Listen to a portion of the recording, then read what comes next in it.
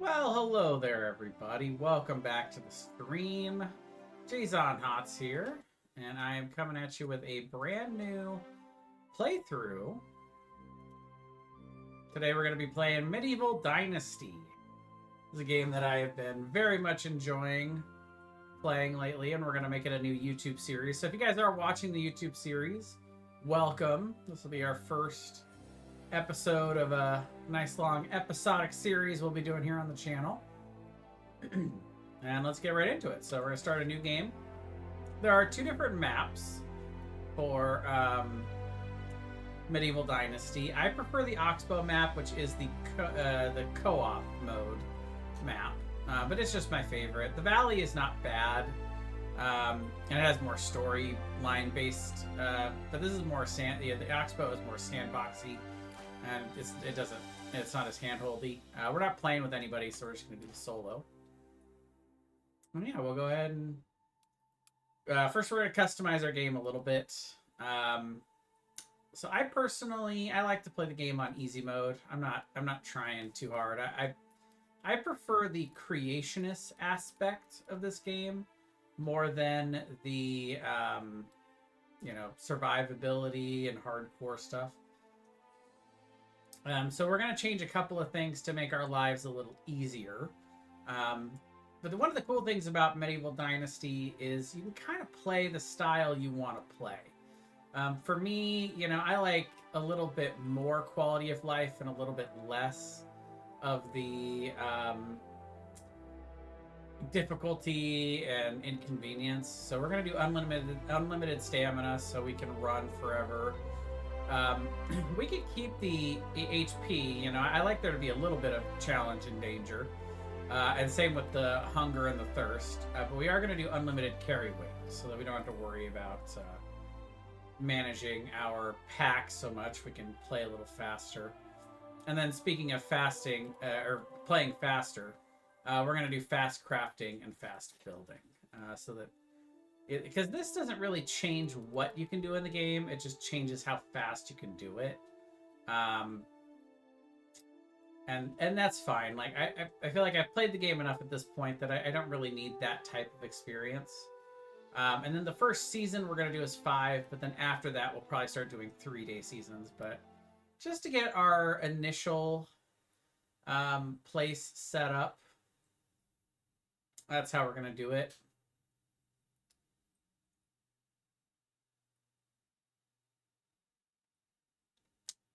And so then comes the most important part of the game. As soon as we get through we'll go ahead and go through the intro for y'all so y'all can see it. In case you're never played the game before and are watching this for the first time.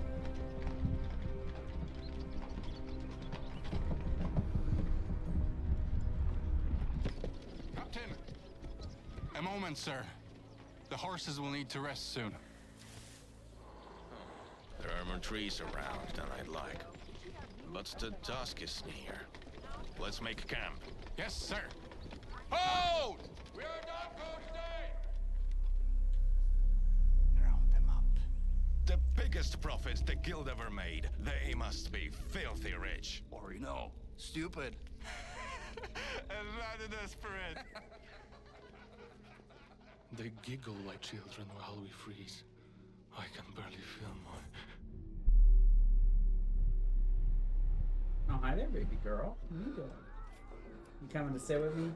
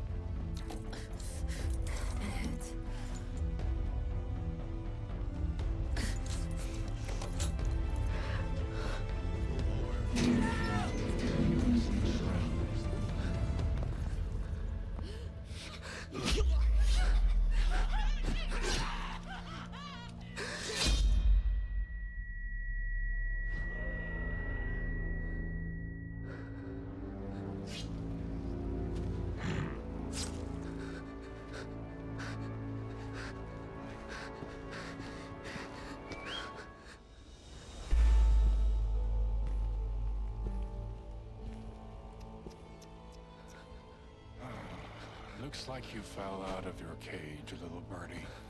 Oh, is your wing broken? Poor little thing. I hope it doesn't hurt.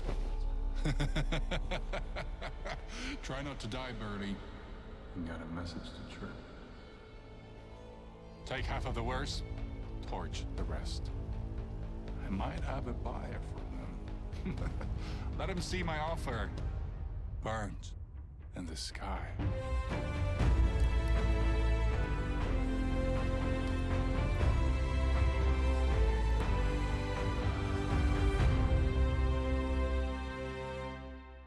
All right, so there's our intro. So then we get to make our character. I usually don't put too much into this because you don't see your character very much. You play in first person, so. Sure, we'll do this guy.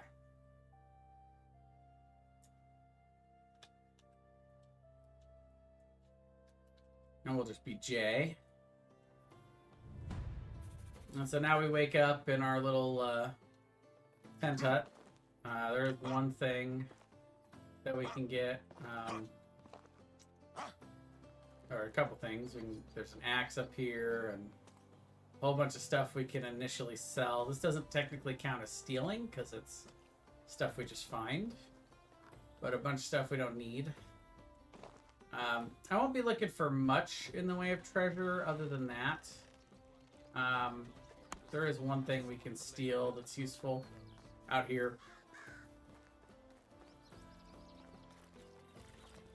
It's a little harder when they're sitting right there, though, but it's the clothes in these baskets, but we'll have to wait until they clear out later. But yeah, otherwise, we'll, so we can come in and we can see that our merchants are all in here, ready to go, but we do have a quest to do here to initially get started.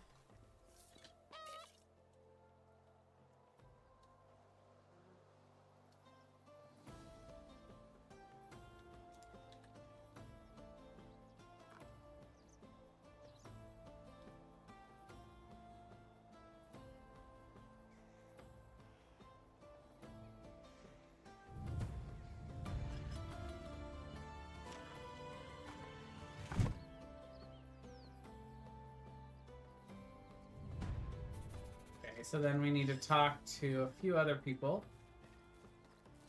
We got our handy dandy compass at the top. It tells us where we need to go and how far away that person is.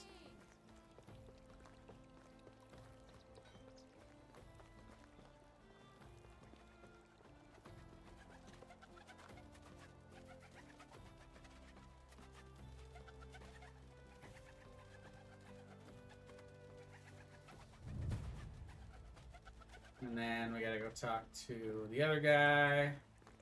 He's like the main quest guy around here. Darwin.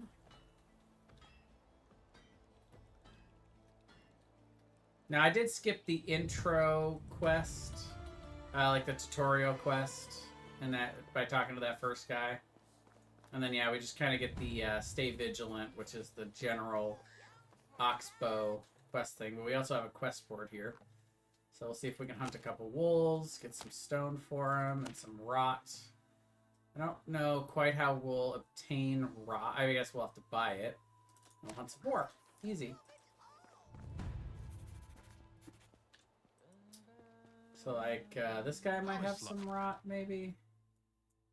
Let's look. I think the vendors don't usually keep or sell rot.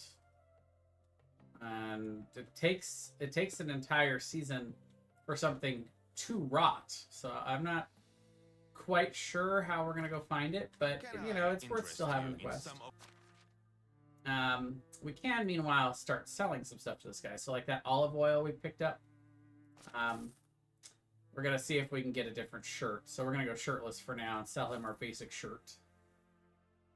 We don't need the potions of weight because we have unlimited carry weight. Same with stamina. And then yeah, we can look to see if there's anything we want to get. We don't need animal feed yet. And these are a little expensive for this early in the game. We do want to plant them this season, but let's go make some gold first. And so we can start with seeds. So what I like to do in the fall is flax seeds. So we'll buy maybe 50 of these.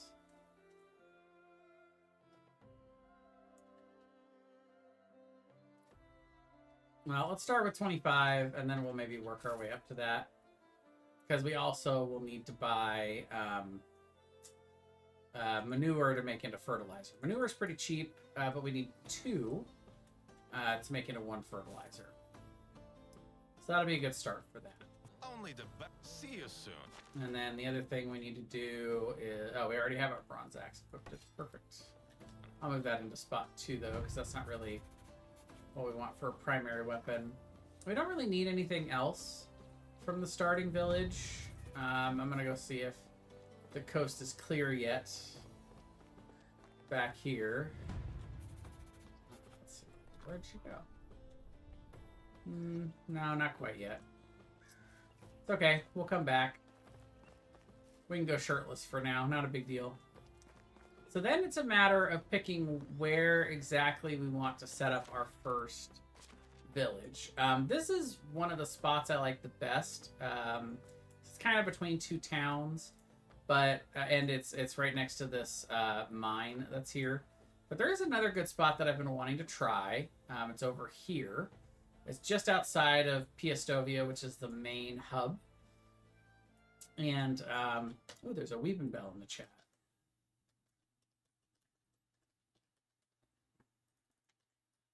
See if I can get that Weeping Bell. And there's a mine like right over here. So we could try to make a town here. It's a little bit close to Piastovia. And this isn't like this spot. We could start building and start building up towards the river, or like this little lake area here. We'll go scout it out and see how I feel about it. One of the nice things about having 5 days in the first season is that we can really like take our time scoping everything out. One thing I know, we're going to need a lot of resources, so a lot of rocks, a lot of sticks and logs, and quite a bit of, as we see across the way here, a lot of straw and reeds.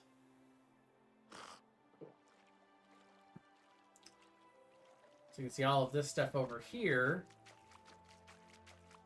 These are reeds that we can collect for straw.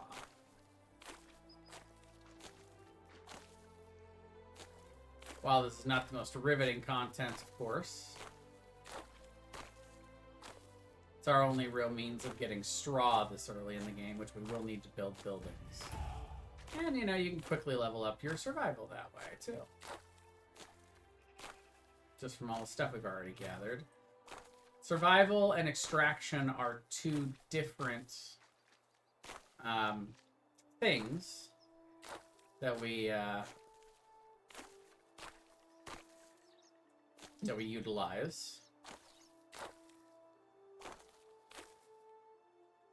or that we have to train up. 2 different skills. So we can look and see how many we've gotten.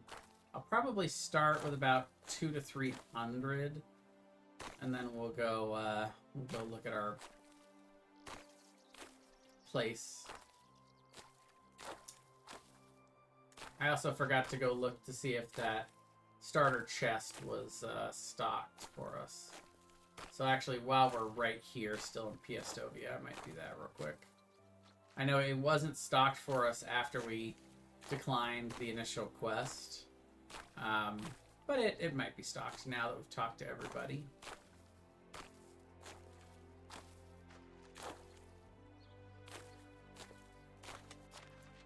So as you level up, you do get skill points. I'll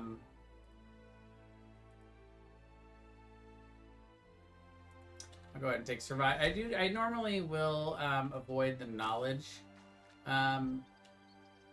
talents, but because of what we're playing on, The poisoning and the temperature shouldn't be that big a deal. And you can see on the second level up now we get 2.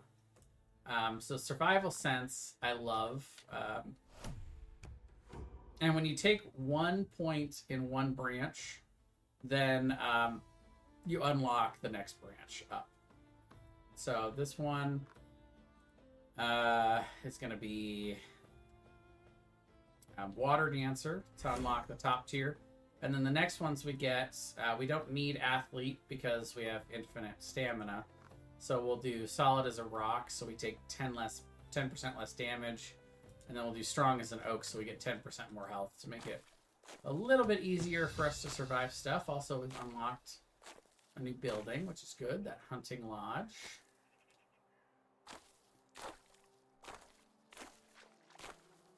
Which will allow us to build some bows and arrows. And once we start getting some villagers, we'll be able to assign them to start getting us meat or leather or feathers, whatever we need.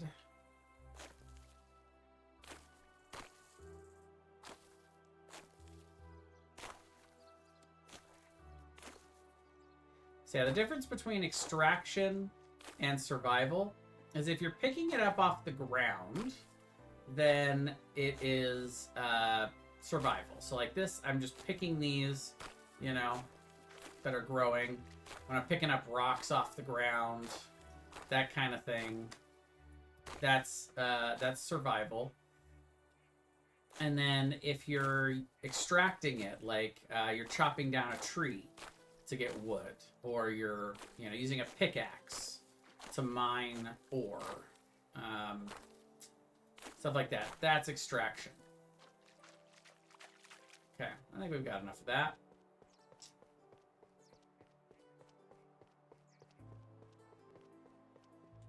So yeah, we'll go back and check the chest, but first thing,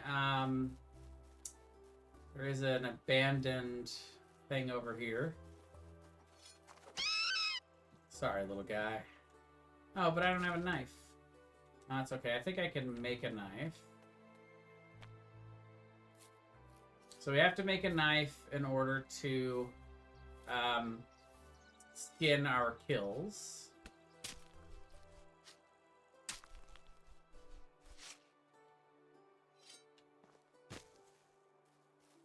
No point in trying to chase down the deer. That is, they run faster than we do. No shot. But you can see there's an abandoned village, and so some of these barrels will have some stuff that we can grab. Some flour, which is nice. We got some more flour in here, and some berry wine. Nice. That'll sell in town. And again, this isn't stealing because we're just finding it. So sometimes it can be challenging to sell stuff that you've stolen. But it's not a problem if you don't have to steal it, if you just find it. Let's see. A bag, which is good. We need that for farming. And that's not one of the simple bags, but that's one of the more high quality ones. Ooh, a stone spear. Got some arrows that we can go sell.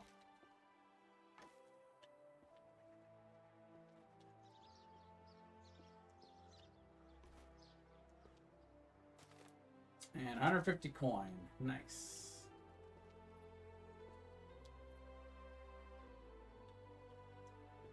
Did a nice job trying to hide that, but you can't hide it from me. And then there may also be some stuff up here.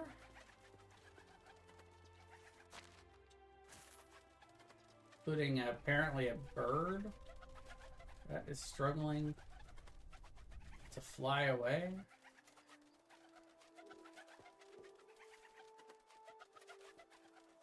I hear it, I don't see it. Some more flour. Some more arrows. And a bow. Nice. Okay. So let's get our bow, put it into that spot.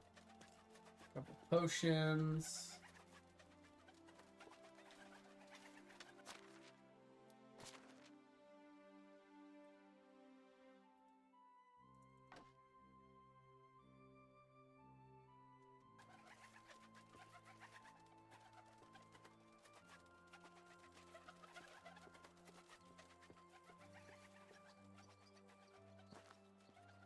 bird is very annoying.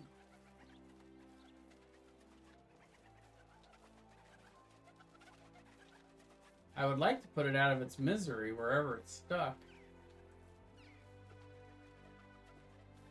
I don't see a way to actually get into the bottom side of this, though. It's fine. We're going to leave that bird to its fate there. Alright. So now that we actually have a bow and arrow, that does up our ability to hunt a little bit. There are some more things we can kill, like the deer.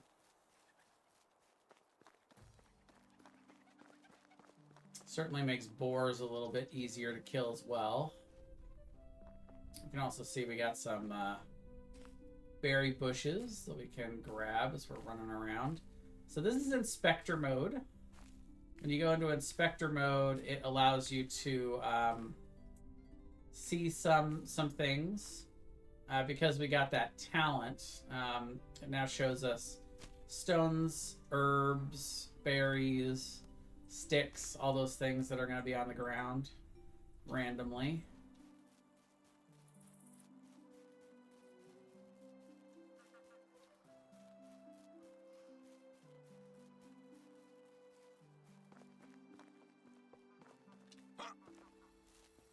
Let's see, anybody back here? No, so we should be good to just take these. Now, you'll notice that these things are now in red, which means we can't sell them here. We'd have to go pretty far away to sell them. And they're not in particularly good shape either, but that's fine. At last we can eat something fresh. Oh, it's No, Valentine's you're not Day. the salesperson.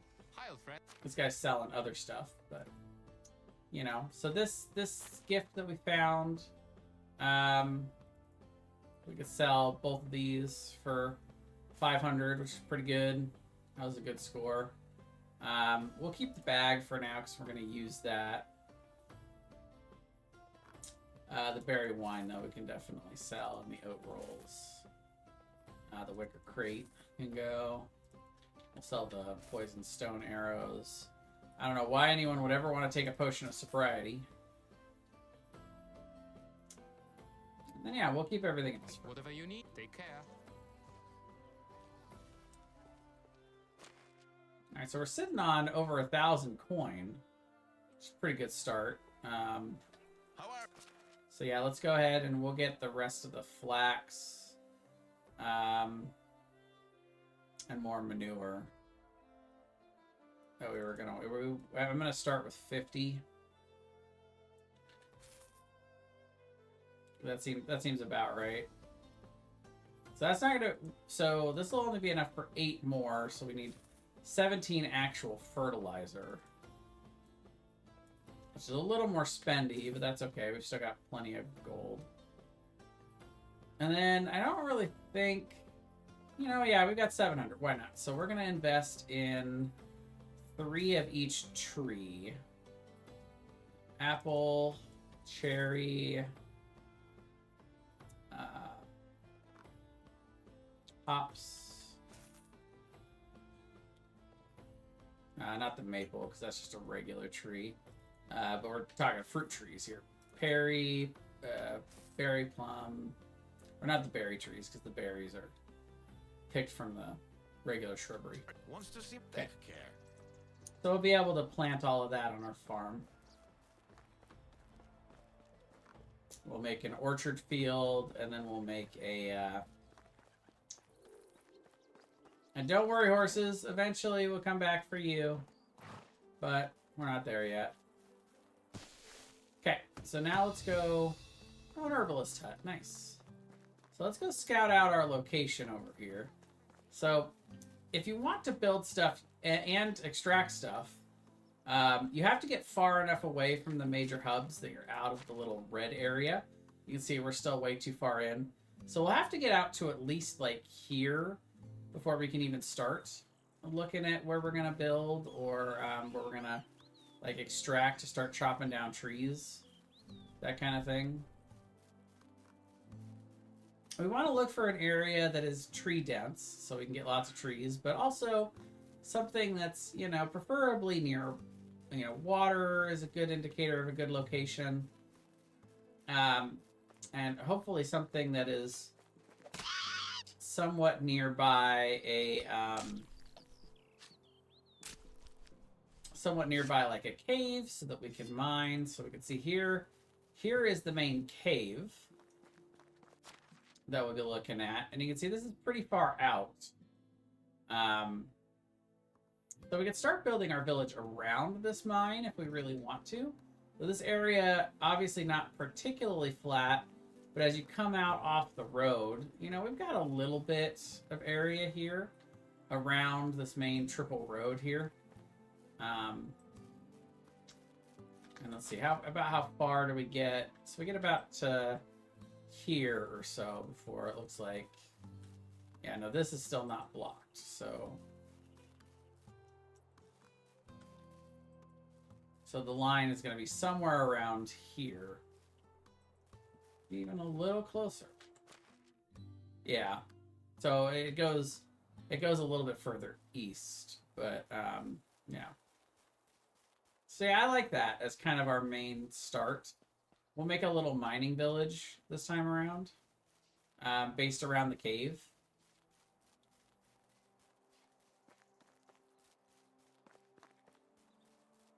So the first thing we're going to do is we're going to chop down the trees and clear out some of the brush and stuff. One of the things we will need to do that is we'll need a shovel. Because you chop down the tree stump and then you need a shovel for the stump.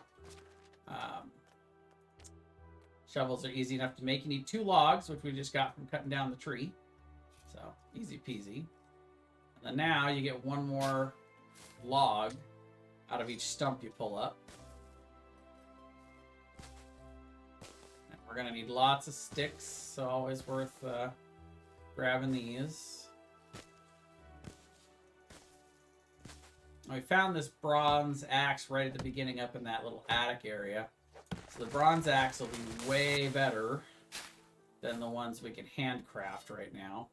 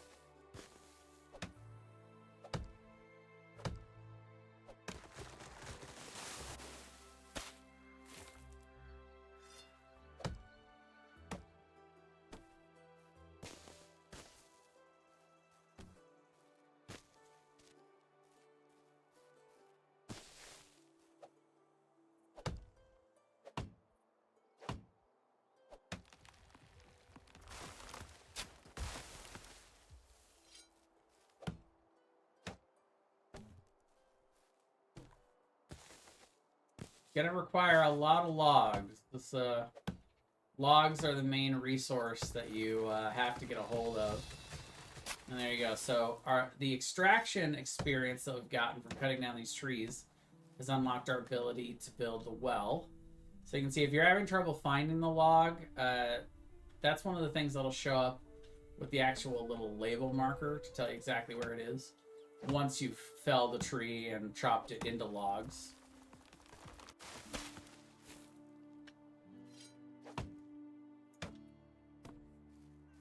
Some people don't like to remove the stumps because they want trees to grow back. But the trees take 2 full years to grow back out of the stumps, which is a long time.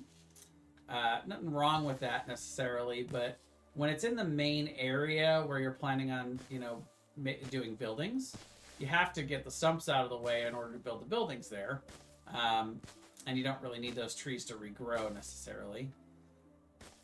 Also, so if we go in the cave here a little bit, we can see we've got the copper and tin ore.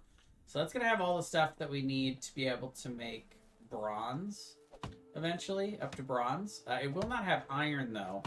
until we actually make it an actual mine, which takes quite a bit of extraction XP to get to. But that's okay. We also can't really use iron until we unlock the 3rd forge building. So that doesn't really matter that we don't have access to iron ore if we can't use it.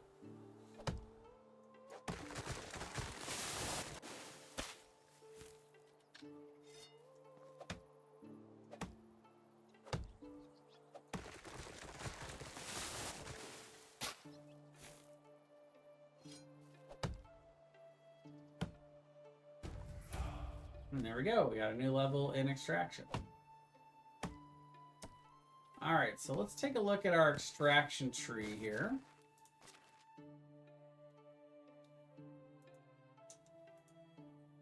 I like the Force of Nature to unlock the first Master of Destruction, which is the 50% resources from destroying structures. It's good to have later in the game when we're needing to like tear down or replace buildings. But we'll probably go 1 with the earth for 5% slower durability loss of pickaxes and shovels. And then we'll do probably Careful Miner. And then we'll do the 2 trances so we can do it faster. And then as we come back down the tree, we'll finish off Careful Miner. But we don't need Excavation Master because we're playing with full stam. Same with the carry weight limit. And 1 with the earth and, the Force of Nature, the 2 that we're already doing. You only get so many points. Oh, we got another survival level. While we're at it. So yeah, like I said, solid as a rock. That's the next one. Help us out when we're hunting and dealing with bandits and such, so we take less damage.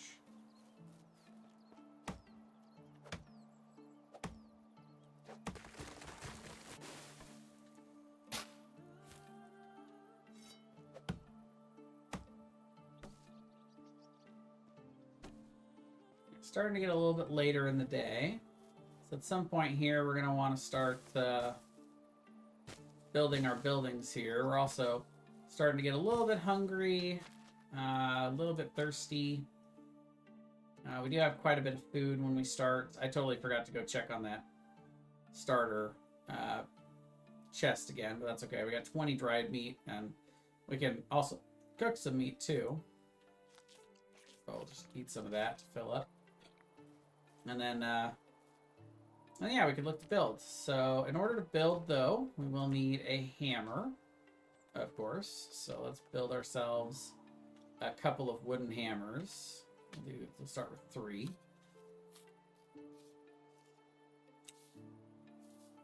Because the stuff the tools that you handcraft, they go bad pretty quick.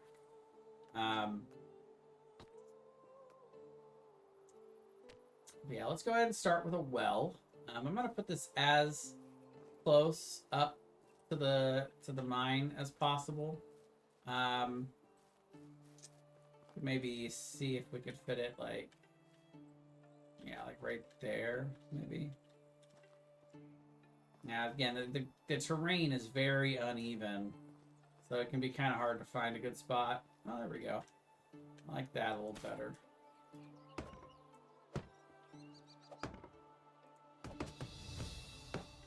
There's the straw we needed. So now you can always take a drink from the well, but this is also where we'll do buckets and water skins of water. Once we get there.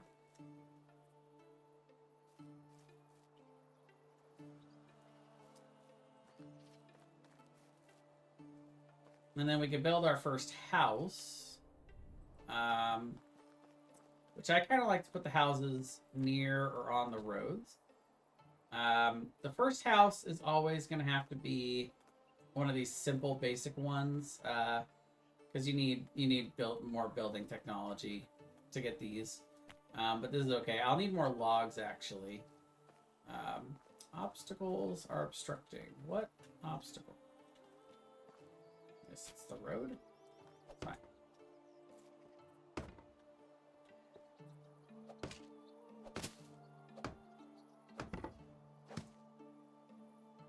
we're going to need to chop down some more trees already. You can see how immediately it's the logs that are the jam. So one of the first things we'll do in this early game, in this first season, is we will, build the log constructing building. I think it's the woodshed, along with an extra house. We'll probably do 2 of those and have both of our first villagers instantly be lumberjacks. And so you can see now our bronze axe has broken. So now we're going to need to make some stone axes.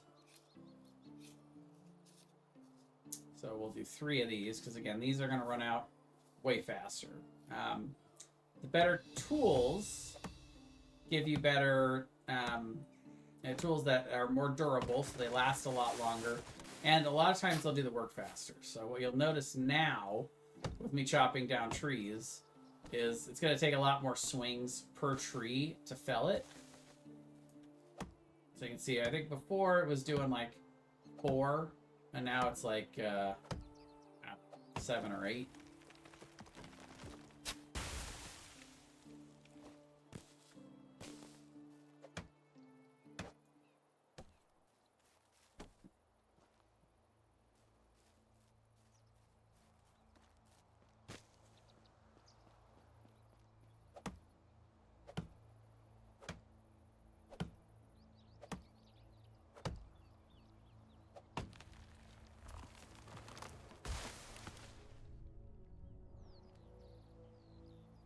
Definitely is a stump here somewhere. It's just right in that bush. Oh, I'm going to try to punch the tree to...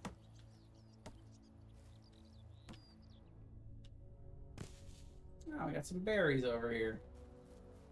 Sure, let's go pick some berries.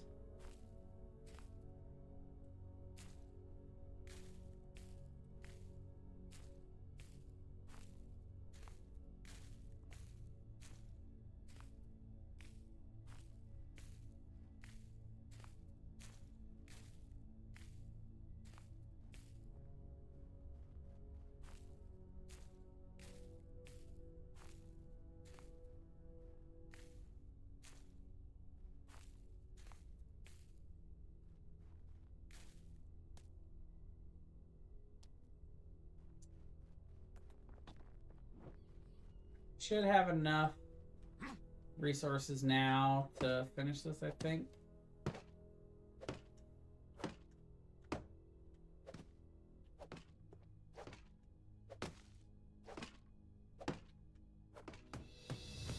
Perfect. And that's enough for us to be able to build a woodshed, which is awesome. So we'll go ahead and sleep till the next day. I like to mostly do my work during the day and not at night. Makes more sense, I think. So you can see we got our nice little wooden shed here. Nothing special. We can start to decorate it. Yeah, not really worth the schema, especially for my house right now. That 100 gold will save for later.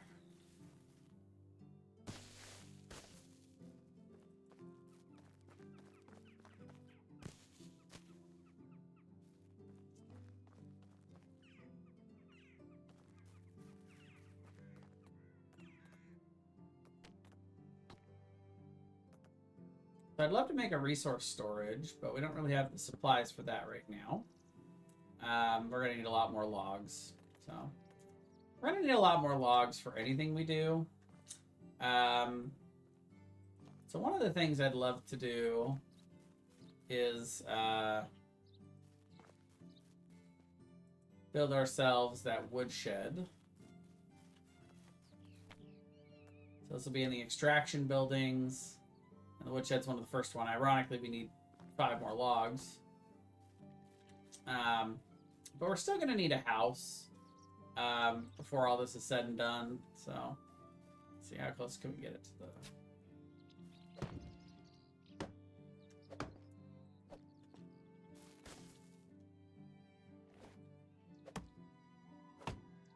So if we do another house after this, then we can go and that's not where I wanted that to fall. Oh, right onto our building. It probably didn't do too much damage to the foundation, though.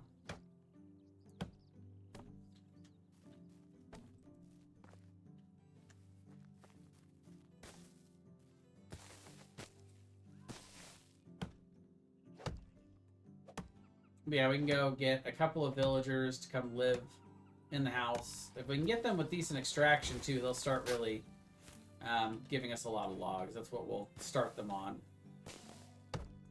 So that we don't have to spend quite as much time doing this one thing.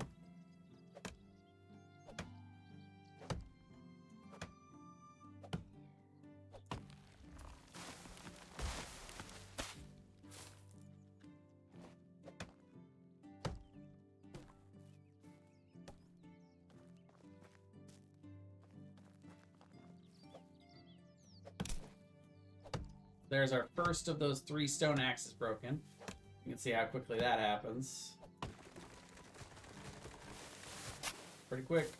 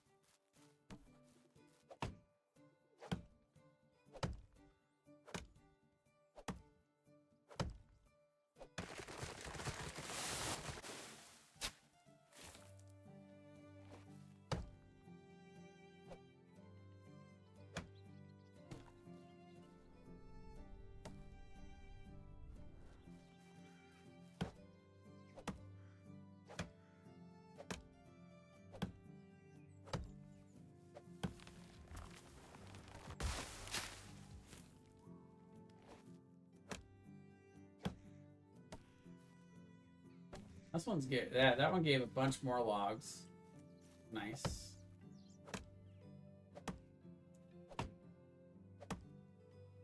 I got a couple more of those trees right over here.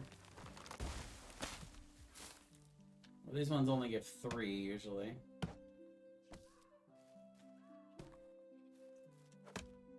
Big old maple trees on the other hand. You can see we're about to break our second of these axes.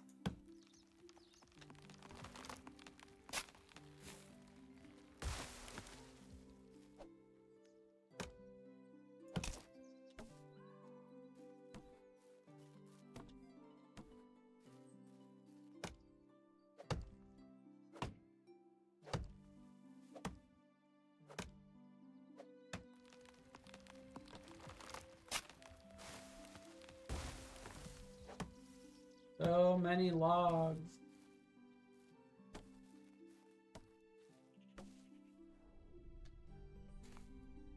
And more berries.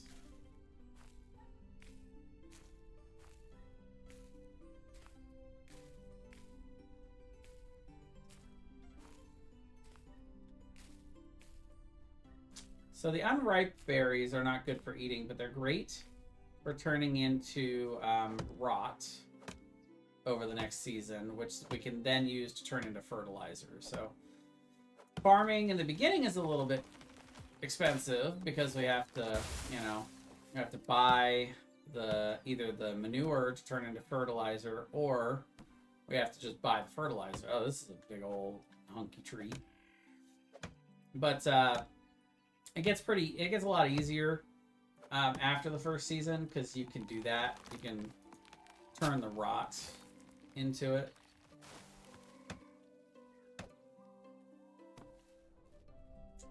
So you can see all these different logs came out of that. That was it though. And more berries over there. Nice. Okay, so let's get back to building now. We'll have enough logs definitely for this. I don't know if we're gonna have enough logs specifically for another house, which is what we want to do. But you can see this opens up a workstation for us to make planks and firewood.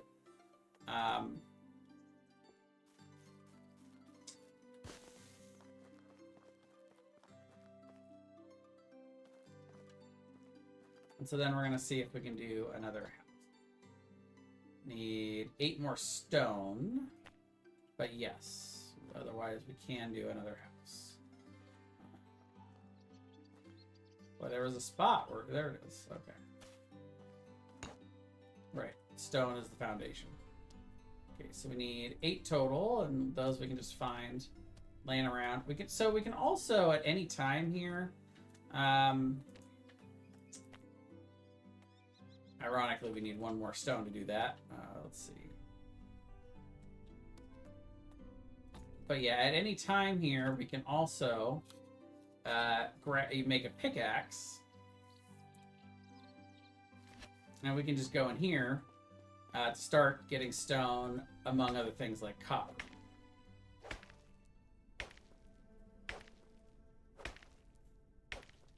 So you can see that got us 5 stone just from that, along with 5 copper ore. So this is probably a little bit more productive for us than running around picking stones off the ground. Not only are we getting the stones we need for building, but we're also getting a little bit ahead in the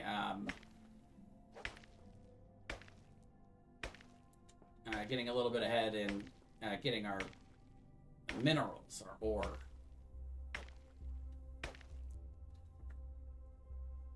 Let's see.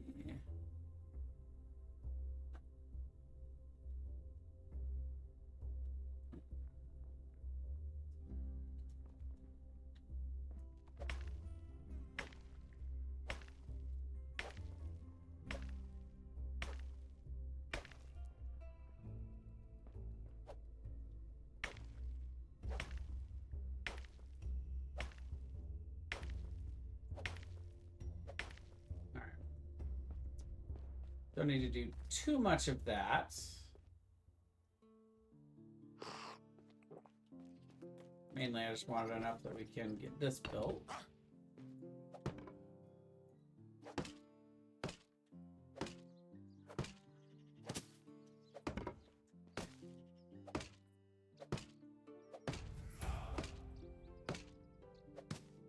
Got a level in production.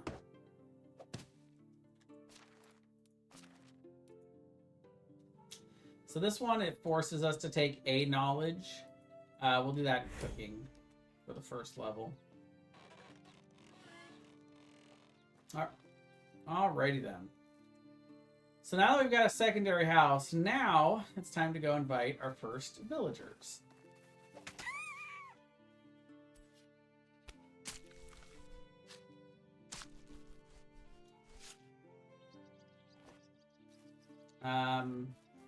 Actually, before I do that, I'm going to prepare their house. So, let's see.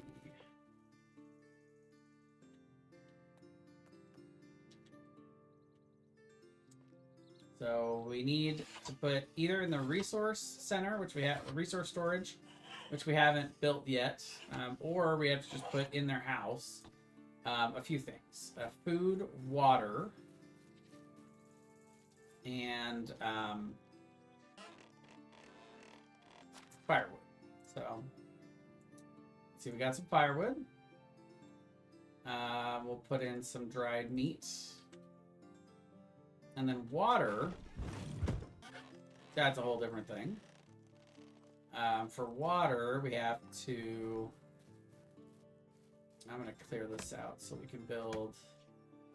Well, this maybe isn't the right spot for it, now that I think about it.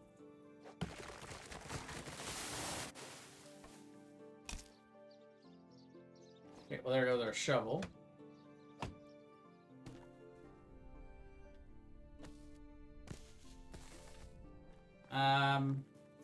So we need bucket or water skin in order to do that. And either one of those is going to require the workshop. So that's going to be production and workshop. So we do have enough to build the workshop. I would love to put the workshop here. Perfect. A little uneven, but... What? It said we had enough logs.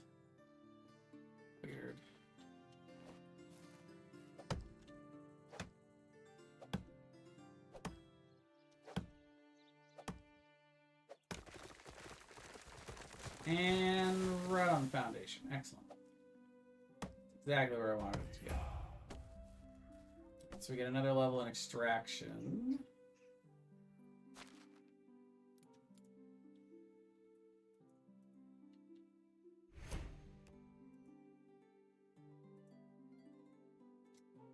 Careful, miner. Build another shovel.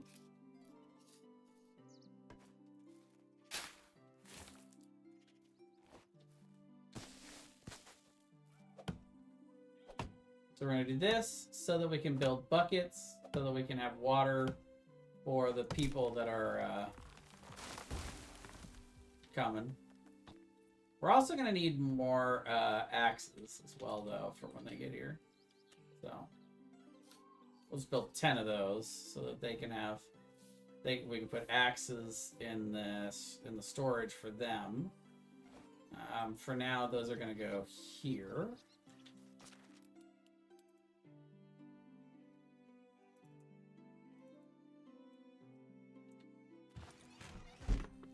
We'll need that in order to work.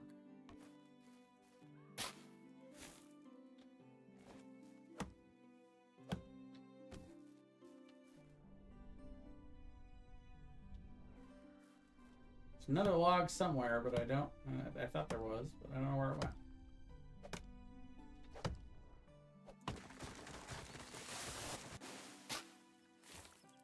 Welcome to Jay Chops Down Trees.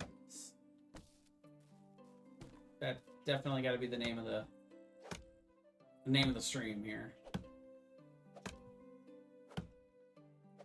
Pretty much represents everything I'm doing here. That is a lot of the early game, though, is just collecting logs.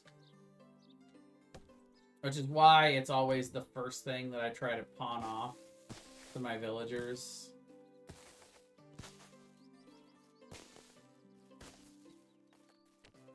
Let's see.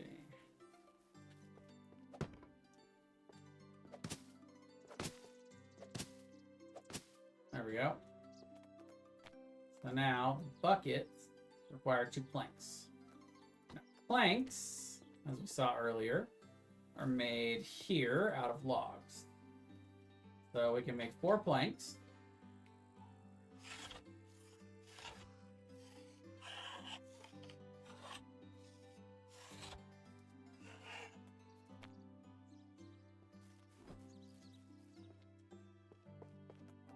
Which we can use to make 2 buckets.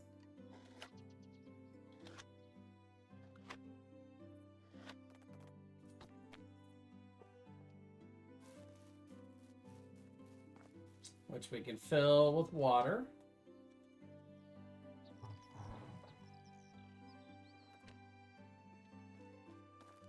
Which we can put in here so that they have access to water.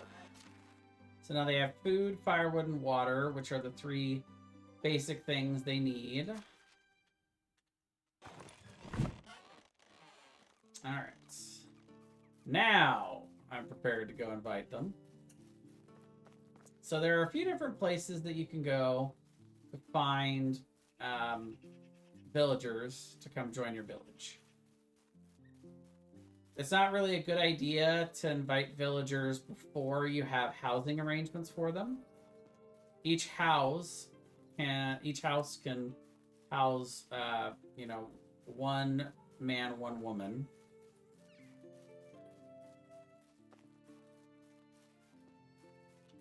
And you can see the little icon at the top there, the little people markers. Kind of shows you where they are, but they're always around a campfire. So here's the people in Piestovia. So you can see we got 3 options: 2 women, 1 man. And you can even see their ages and stats if you go into inspector mode. So this guy is not going to be very good at extraction. He's 20. 21. She's at a 2 at extraction, which is that first number. I heard that you started your own village. And then 25, she's at 2. The beginnings are always the hardest. How is life We're going to go ahead and invite both of these two. They're pretty young. And even though they're not very good at extraction, it's okay. We'll do it that way anyway. So then we go into the management tab. And we can see this is our house. You can see we're in that one. So the small, simple house we'll give to them. We're going to assign both of them to it. And then instantly all of those alerts will go away because they are housed, they have food and water in there, and they're good. And then the other thing we want to do is we want to assign them, well, at least one of them, to the woodshed, so that she can start working in there. But we also have to do the assignments. So the only assignment we care about right now is logs, and we're going to have her do that 100%. So at this rate, she'll bring in about 18 logs per day, which is not bad, but that'll increase over time. While I'm here, I'm going to grab berries.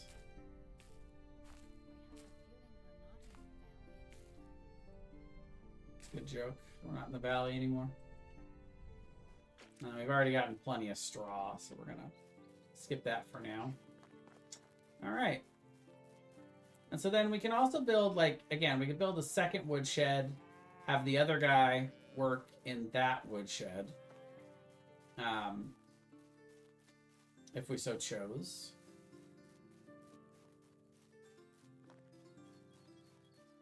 I think that's probably the best idea for now.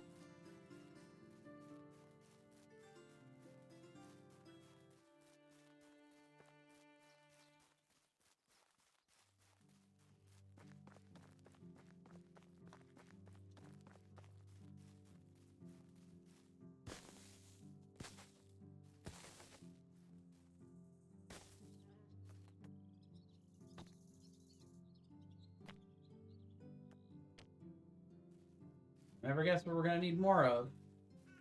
We're going to build this.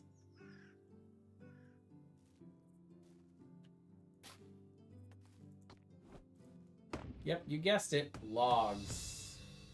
All right, so now that we've gotten enough building experience, now we can build the simple houses, which actually can house 4, but it's still just one family. So it's one male, one female, and then it allows them to have 2 children instead of 1. And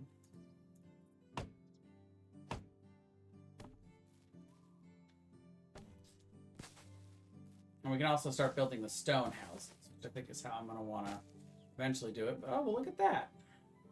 Found a wooden shovel and a random chest here. Nice cherries and some leather. We'll take it.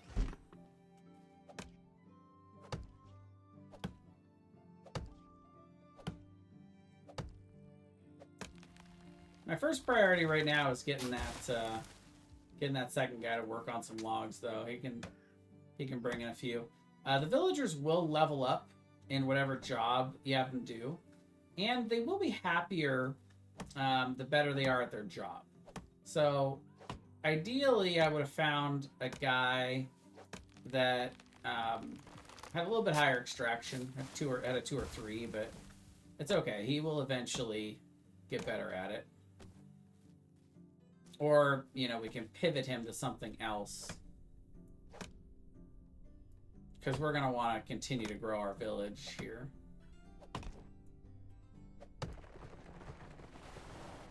Another axe bites the dust there. All right.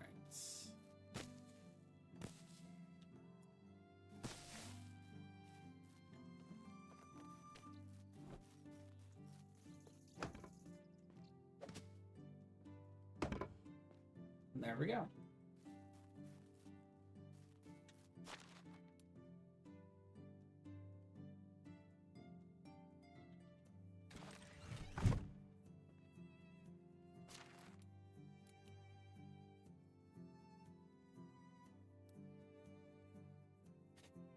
So you can see this guy is not as good as a lumberjack, so he's only going to bring in 9, so he'll bring in about half. But still, that's 27 logs per day from those 2. Gives them something to do, which we like. Kind of just running right into our village now.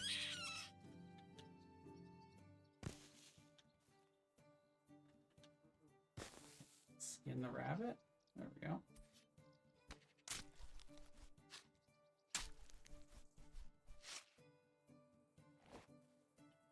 that's the last of our stone knife. So if we want to go do any more hunting, we'll have to do work on that. So you can see we've got 8 roasted meat that we can make here from all those rabbits we've killed so far.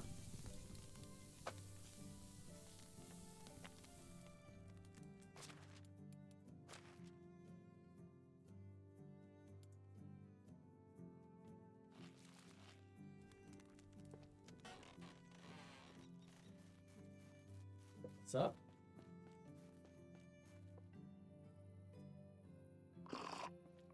Alright, so one of the first things we want to do is build our storage buildings. So we've got a couple of those here. We've got the food storage, which we haven't unlocked yet. We got to do farming first. But the resource storage we've unlocked. We can see we don't have enough logs. Shocker. And not enough stone. But I'd still like to find a place to put this building. At least. Let's see. I'd like it to be kind of centered within the town. Let's see.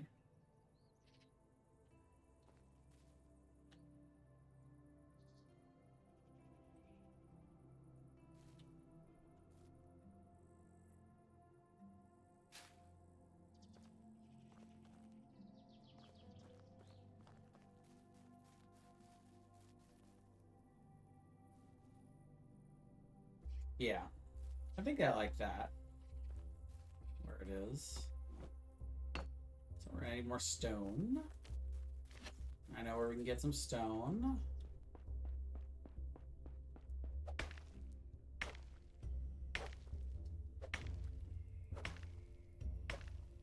It is starting to get a little bit late though, so we also could go get some sleep.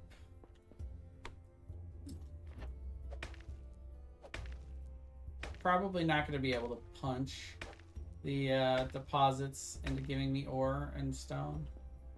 It's probably not the best strategy.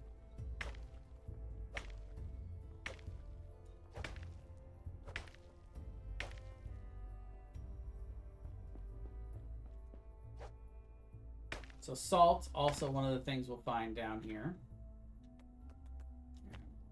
Pickaxe, make a couple more.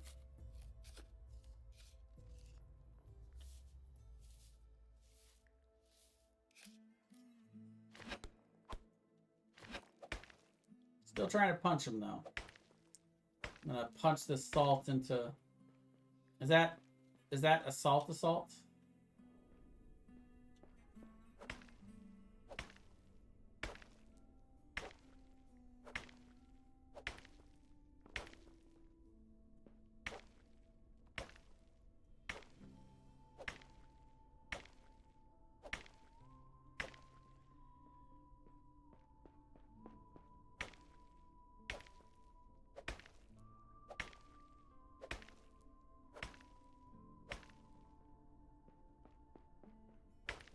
It does remind me of my dad joke that I brought to the Roll1 Esports team practice the other night, though. Somebody threw sodium chloride at me. That's assault. Dun-dun. Alright, so we're up to 48 rocks, which is nice. Or stones, rather.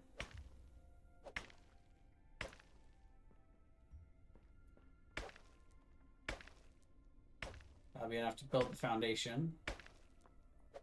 There is also, you can move buildings, so I'm not being too super careful about my building placements, because if I don't like how they look, I can always move them later. Alright,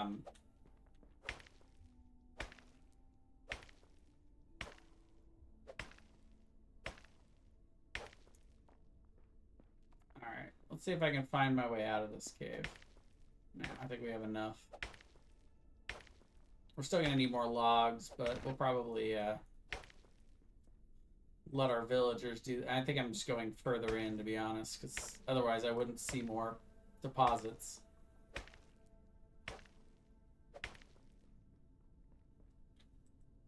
I really should build a torch.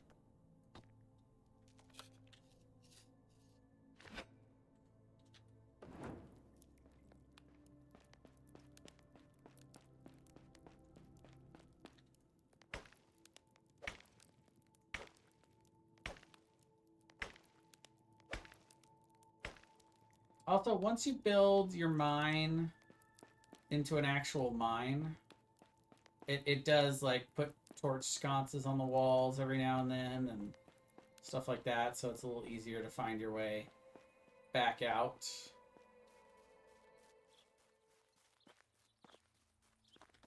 I'm pretty sure this is late evening, so I don't think this is early morning.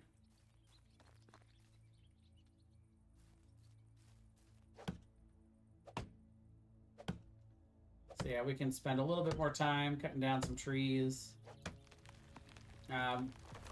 One of the things we also want to do is get started on our farm. It's also on the list, so I gotta pick a good spot for our farm and start clearing that out. I think I'm gonna want like the food storage over here.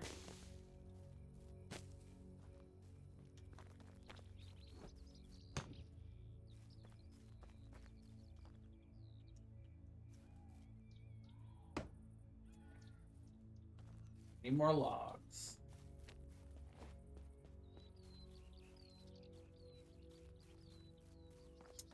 See, I think over here could be a good area. I've already started clearing it out a little bit. But this could be a good initial area for our farm. And I think it's a little bit too dark now to keep working very much longer. I think we'll go to bed here after maybe a couple of trees. I'm also gonna try to let the villagers start contributing. Yeah. Let's go ahead and go to bed. And then we'll pick this up in the morning.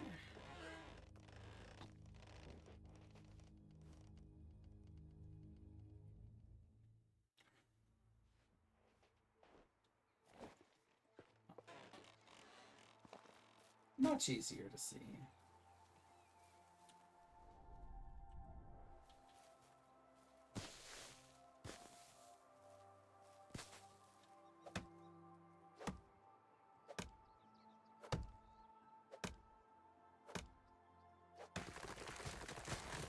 I kind of like to do like the farming area, like the orchards and the fields on terrain that's not super flat, because it's harder to build buildings in those areas. So if there's one part that's a little bit hilly, it's a great place to put your fields, because the creating the fields and orchards, they don't care. Those spots don't care how even or uneven it is.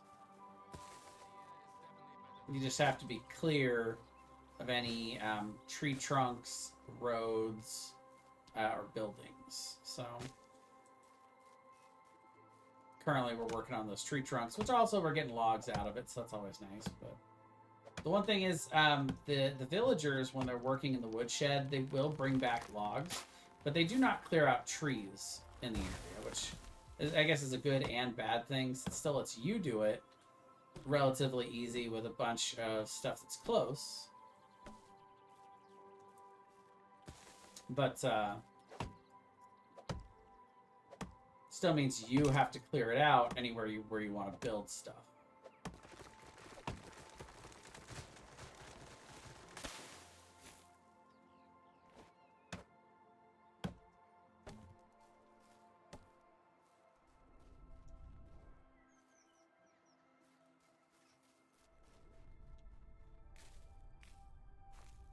I also kind of hate to take out berry bushes, but that's okay. There are always more.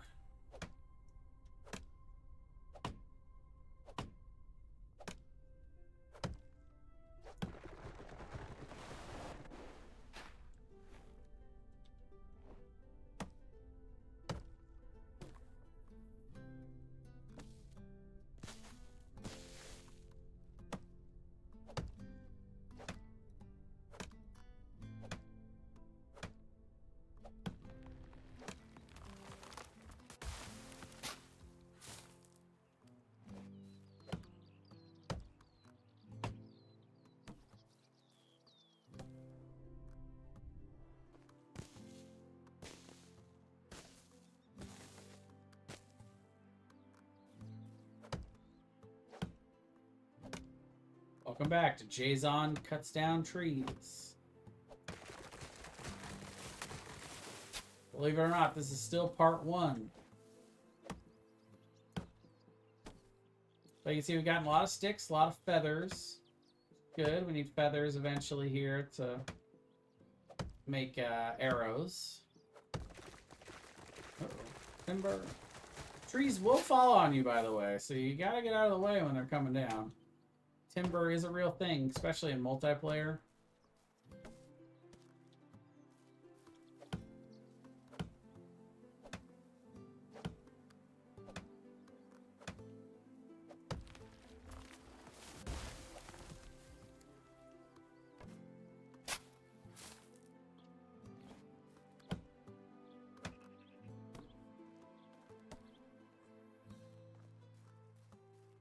Look at this big old sucker. I don't know how I missed a tree that was that big, but apparently I did.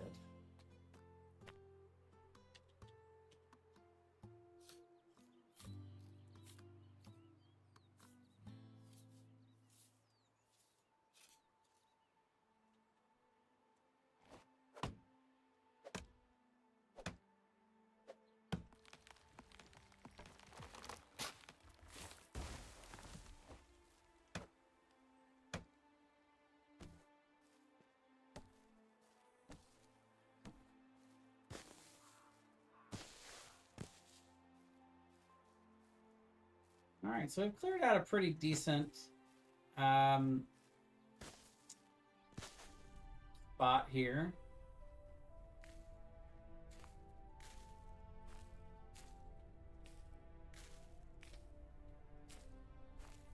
So far this is enough to make 43 fertilizer. Make it 44, so it's every berry that rots will make 1 rot, and it takes 1 rot to make, or it takes 10 rot to make 1 fertilizer. So right now we're planning on about 50 per season. Though we might, I think we'll expand that in the fall because we're gonna do rye, but we'll probably do 50 of the flax for spring, and then 50 of the cabbages for summer in the first year here, and then we'll expand it for when we do rye in the fall. So right now we should have enough. We have enough fertilizer for spring already. Look at all these little herbs we're picking off the ground. So I'd like to have enough room for like another house or something here. So I don't want to put the field, I don't want to place the field too close. Also the barn would go over here somewhere, but. So we can see there's a farming area, and then we've got fields and orchards. We'll start with the fields because they're a little smaller. I'm hoping this is enough area. Also worth noting, it goes north, south, east, west. That's always something to consider. And then it shows us the dimensions of our field. So we want to start with a 5x5 field. We can see 5x5, something's blocking. And yeah, it's here. Something is blocking it. I don't know what's getting too close here. It might be this tree or one of these trees. So yeah, we'll go ahead and we'll go a little bit further.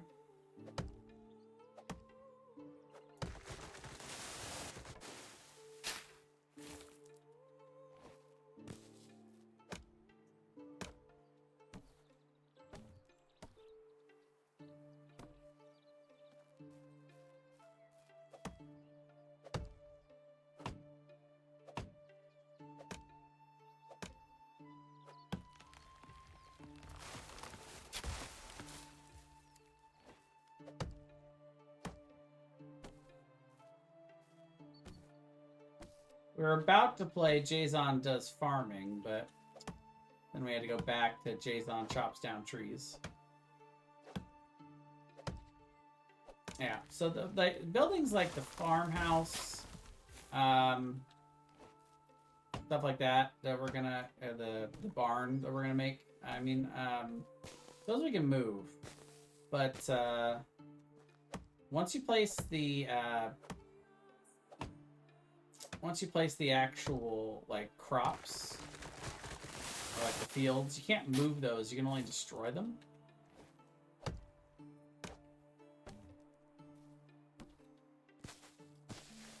Not to say that's not ever worth it. Sometimes it is, but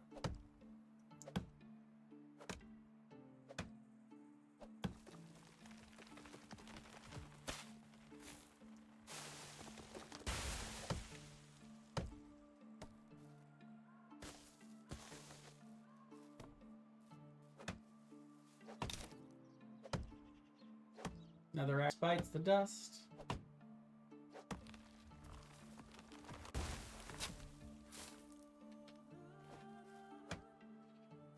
Well, we're gonna have enough to build the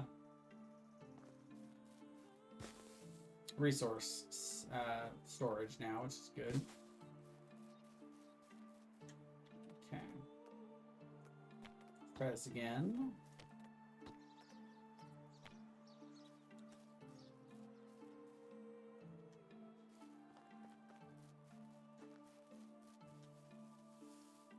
Nope. Okay. So I put it too close to the tree. One thing we can also do is we can start with the area that we've cleared. So we can see, like, you know, obviously we can't put it there. We can give it just a little bit of cushion. And then we can go towards here. That makes that a little easier to make sure we fit it in the right spot. So we clear this out, and then we're going to need a hoe. So we'll do a couple of hoes. 3. So yeah, this is a process here, dealing with these fields. We also need a bag. Well, we got more survival. So yeah, we'll take 2 more and solid the rock here. But anyway, what I was coming in here was say we need a bag. There we go. So first step is we got to grub up the ground. Once we've grubbed up all of the spots, then those little sticks on the outside will go away.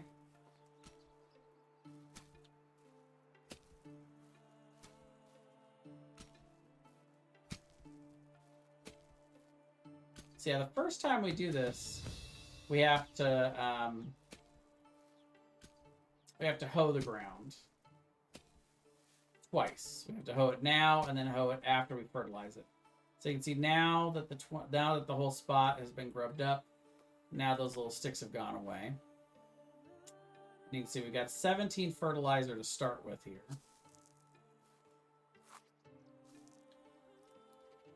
But the tool we use is the bag, and then we can choose from the bag the different options of seeds and fertilizer that we have.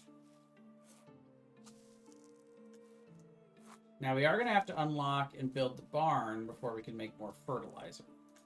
So that is part of what we're planning to do today. So there you go. There's our barn.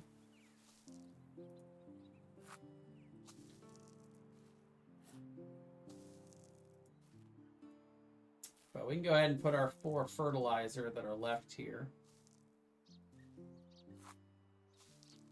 And with that, we're out of fertilizer. It's fine. And then we can look to see where we want to build this barn.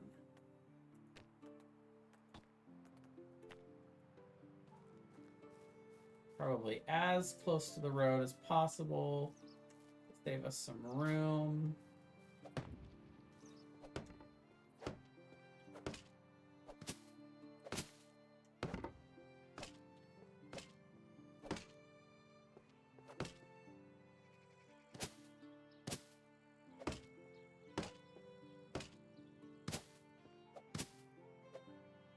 all done.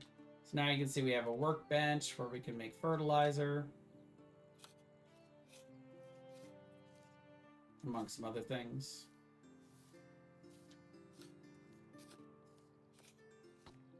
And there's the rest of the fertilizer we'll need.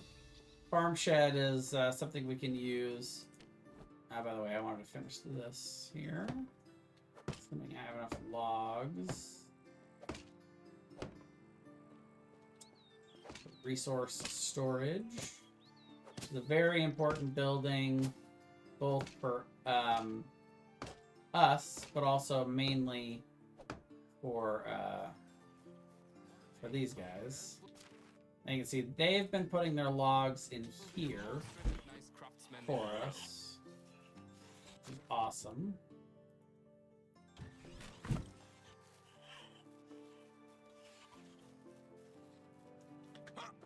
Because until you have the resource storage, you got to utilize each individual workstation's inventory box there.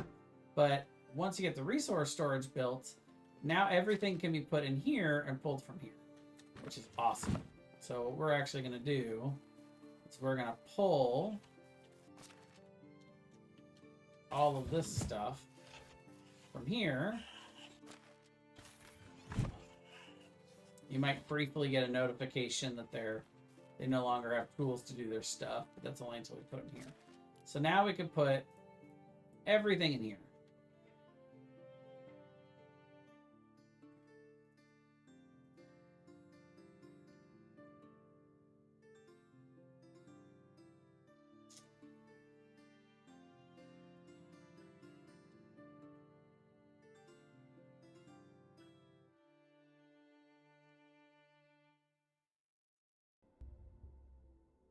Yeah, we don't really have to put anything else for now, but eventually, yeah. And then what's cool is when you go to build stuff, you can also pull from the logs and stuff that's in here as long as you're within range of it. Yeah, I like where we're at so far. One other thing I wanted to build, technically it is furniture and workstation, is a wash tub. But we need 6 planks for that, which I can work on when they're done working. I get myself clean eventually. I'm also kind of dying of thirst over here, so I'm gonna go drink some water, eat some food.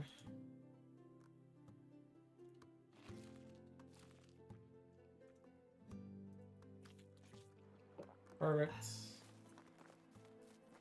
Now we had one other building we can work on here, which was the food storage.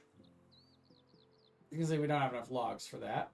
So we'll let our wood workers catch up a little bit. Meanwhile, we've got other stuff to do, like finishing our farming. So if you go into inspector mode, you can kind of see where you're at. And see, I got fertilizing to right here. So then this is still stuff that needs to be fertilized.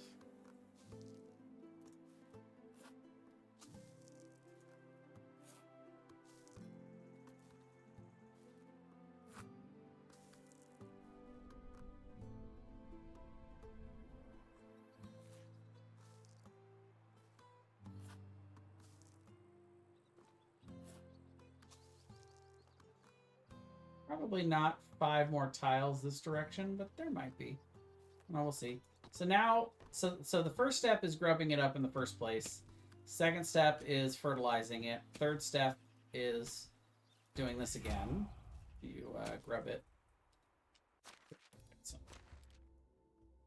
farming. So yeah, skilled farmer is the first we're going to invest in. And we're actually going to invest all 3 of our first talent points into skilled farmer because you get additional crops. So you want to have all 3 of those unlocked before summer, before the first time you are harvesting things.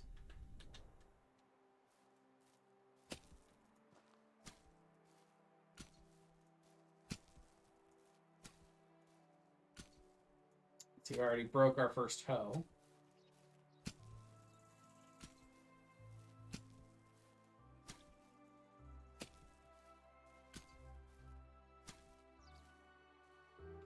So all of that is now labeled unsown, which means we have fertilized it and plowed it.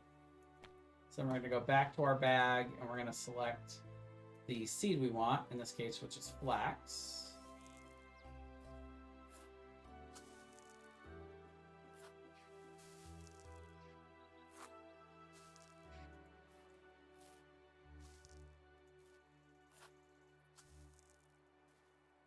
One of the cool features of this game is, you know, we're doing this right now, but eventually is going to be the job of some of our villagers.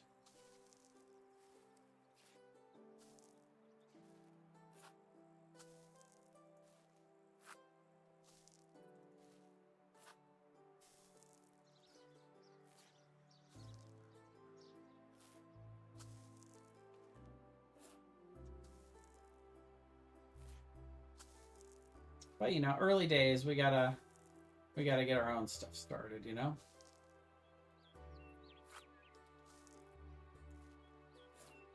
All right.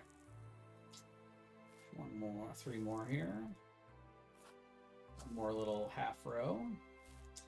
All right, and there's our first field. It's all flax. It's all done. So then we can work on our second. I like to line them up next to each other. As best I can. So we'll do, you know, another field. And so what we can see is right here is the very corner. So if we do it here, we can see how far we can go. And there's room for another 5x5 field, which is perfect.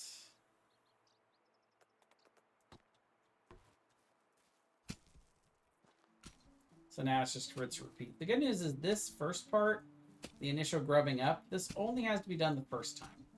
So next time it'll just be, well, I mean, I guess you have to harvest it. So instead of grubbing, you're harvesting. But then it's just fertilize, plow, and then sow. It's nice. You don't have to double hoe it each season. Just the first time.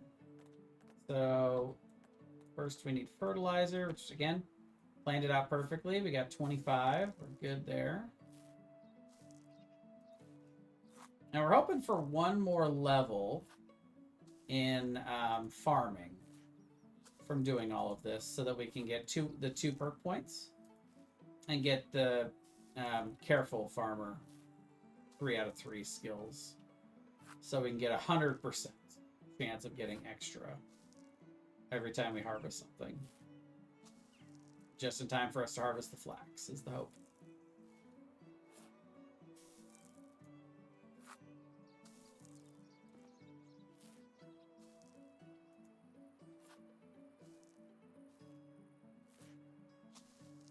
And then we still have the orchards to do. That'll also give us a little bit more farming experience. We definitely want to get those down by the end of the season, which we've got the rest of today and then 2 more days still.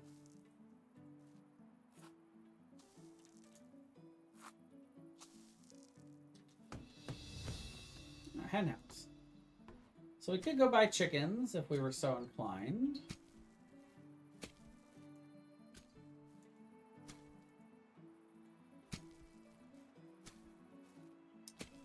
They produce eggs and feathers. Sure, not super important, but, you know, eventually we'll get there. Mostly they're important for baking pies, the eggs. Which comes way later. Okay, so we need a shovel. So you can see right here, right about here, we're out of range of the resource center. But right around here, now you can see we have 38 logs in the resource center that we can use. So now we're in range.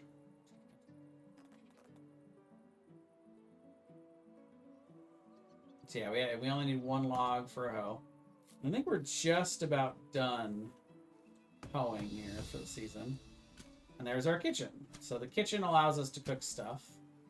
that's more advanced than like roasted meats. Okay, so then all we got to do is sow it now. Again, our flaxseed.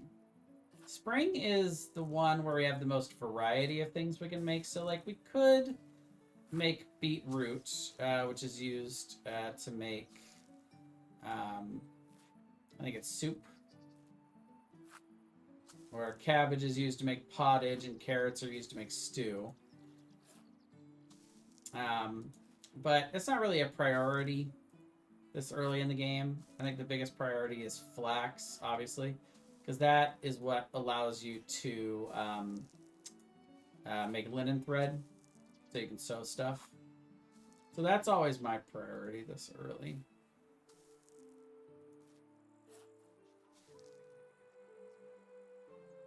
But that's just me.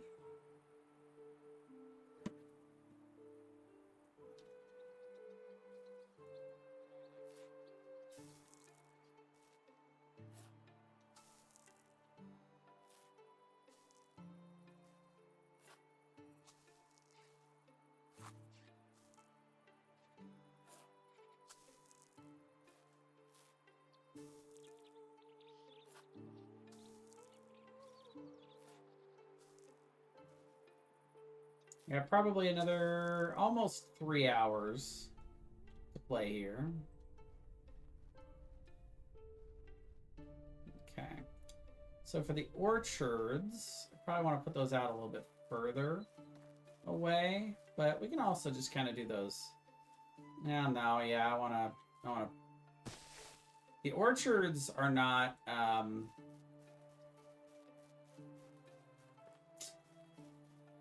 you don't harvest from them as much, so it's kind of nicer for them to be further out.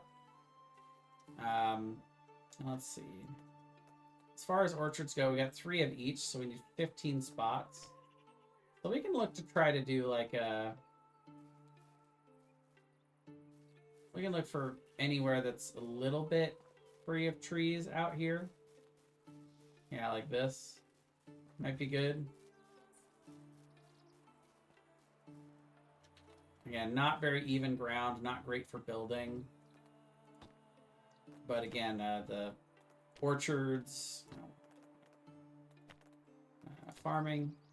Yeah, the fields and orchards, they don't have to be on flat ground. The orchard spaces are a little bigger than the fields, which is another thing to consider. And again, we want to back it up to like the edge of a building area, so you can see like, yeah, right away that tree is going to get in our way, so we can kind of base it. But if this is the one tree in the middle of all this, we can definitely get rid of this one tree here to free up a whole bunch of room.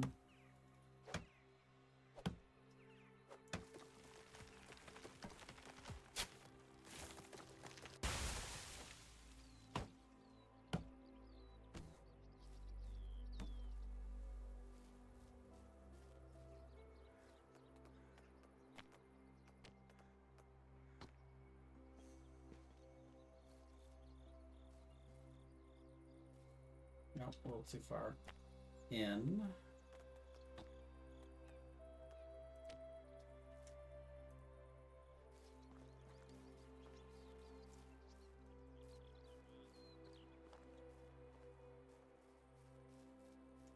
So maybe, yeah, 5 by 3 is what we're looking at. That's perfect. Yeah, we're starting to work a little bit in the dark here, which I'm not a huge fan of, but you can kind of make it a little bit easier in inspector mode.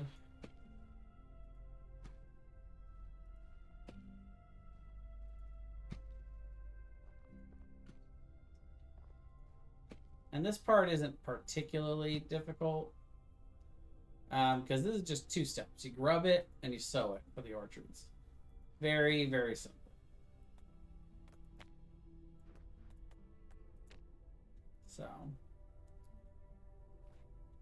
So we shall sow. So we got 3 cherry trees.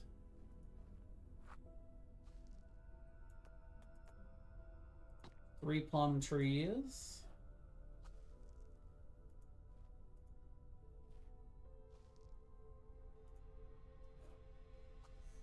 There we go.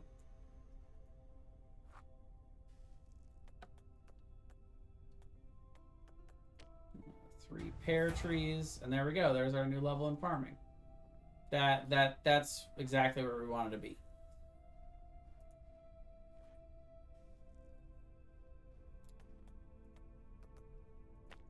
Apple trees.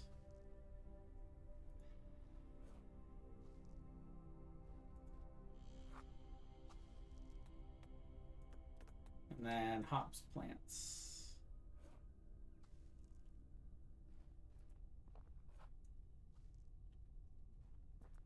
Perfect.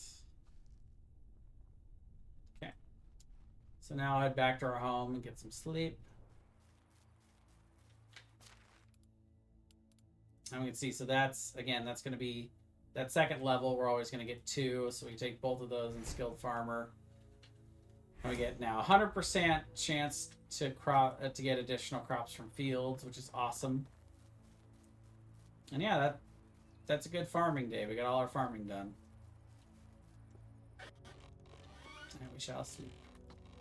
So that's day 3. So this is normally where we would transition if you have the default number of days in a season, which is the 3. Because we set it to 5, we have 2 more days. This would have been okay, I think. Wouldn't have been a big deal if we transitioned seasons now, but I haven't had time to do any of these quests. Which honestly, a lot of it is hunting. Half of them, anyway. We can collect the stones pretty easily. But yeah, so the question now is, what do we want to do next? I want to make some planks and some firewood before they start working over here. Because during their free time, you can use the workstations yourself. But if you have to use the workstations while they're working, it's going to cut into their productivity a little. And when you have instant crafting,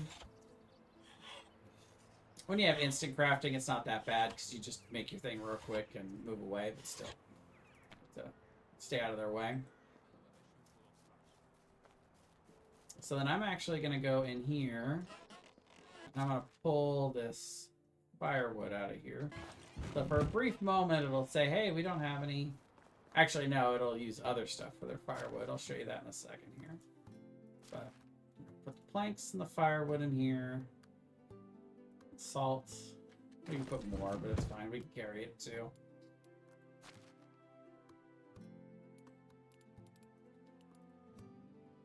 So yeah, when we look at wood items, it shows us what they can use for wood.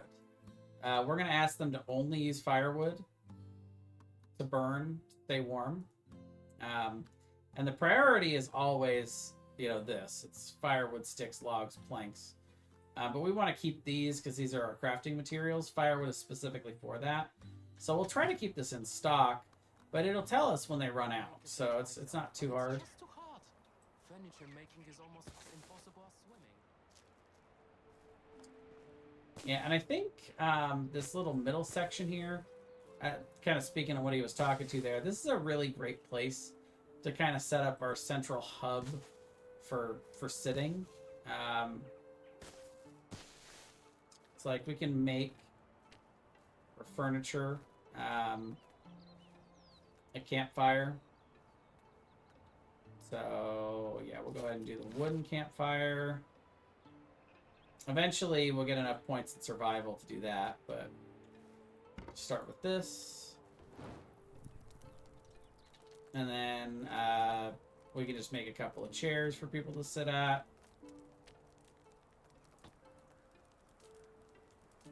That's 500 to unlock that building for that. The 250 for the sitting stump is ridiculous, but sure, why not? We'll do that so we can have, you know, a couple people. We'll start just with 4.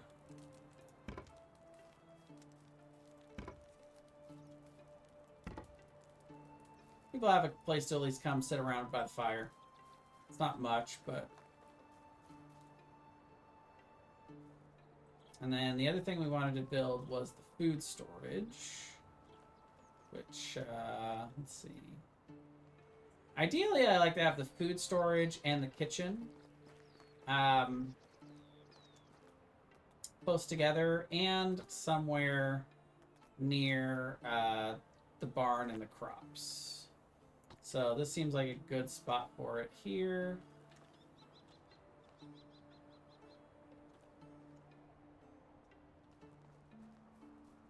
Yeah, we'll do. It'd be really nice if it didn't have too high a step in. Yeah, that'll work.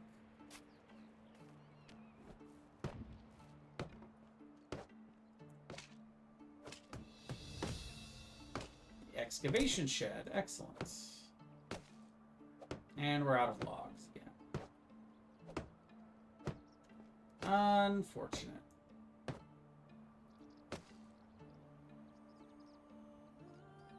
Like I said, logs are always the jam up, but you know, that's okay. We're trying to clear more stuff anyway, but how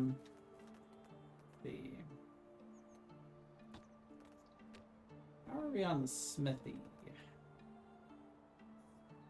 We need more production for the smithy. We'll need more logs for it too, but at least then we can start making stuff. So what can we produce at this point? The woodshed gives us production stuff, so we can look to see what all we might go and make in here. Make some more buckets.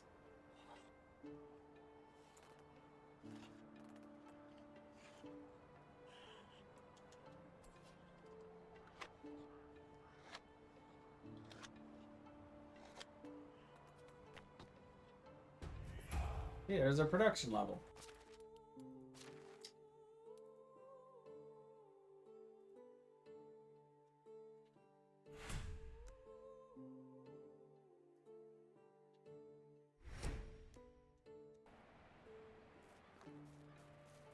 Fill those buckets with some water. Get some extraction XP.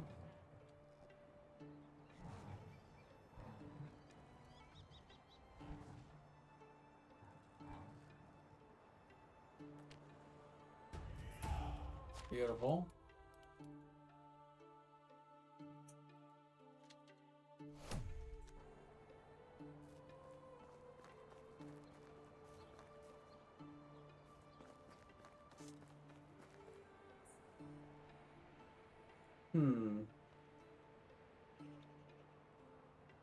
I'm gonna rinse and repeat that, actually. I know we kind of wanted to save those planks, but...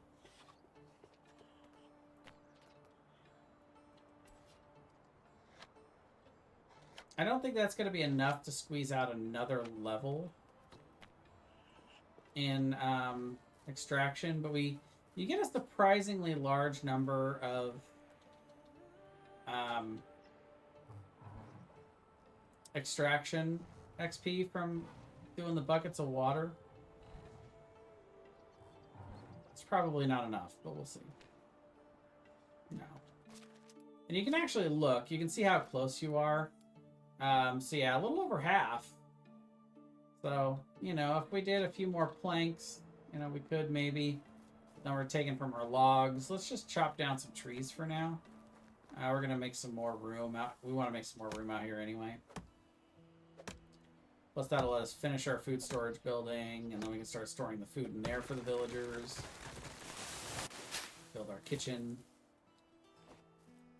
And then we start mining. Or I guess continue mining, because we've already kind of started doing that.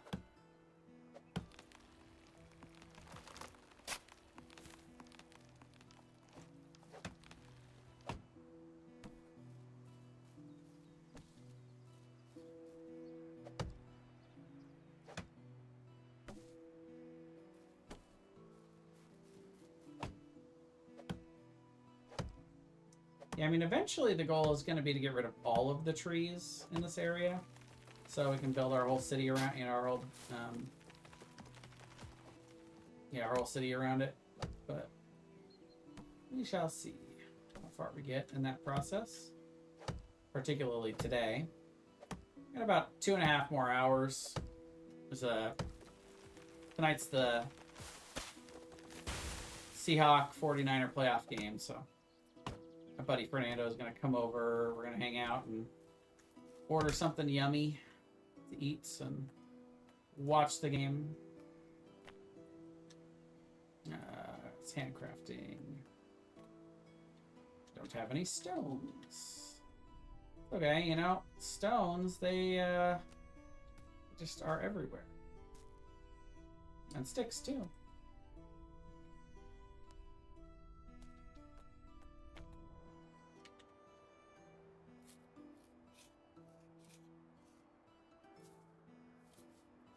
I have also reached maximum dirtiness. I should go clean myself up at some point here. Let's see.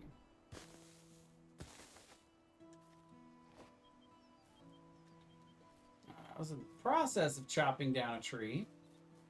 This one? No, it should have been.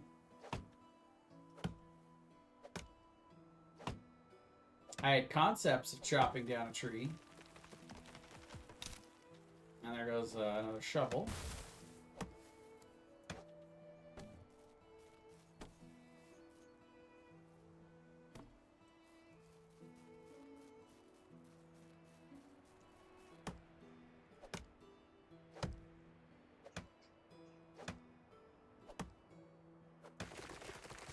Honestly, top priority should be chopping down the trees nearest to the fields, because that's the first part I'm going to want to expand out from. Let's see how we're doing. So yeah, you can see we've also got 15 in the resource storage on top of what I've been grabbing. So, see, they are hard at work.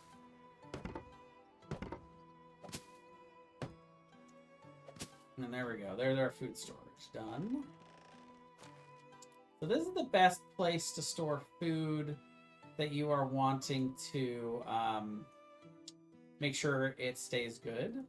But it is also food that villagers will take from. So you gotta keep that in mind. Anything you really don't want to lose, you want to store somewhere else. But we can also take the food out of their chest now. Food and water. And we can put that in the food storage, because they will still take from this.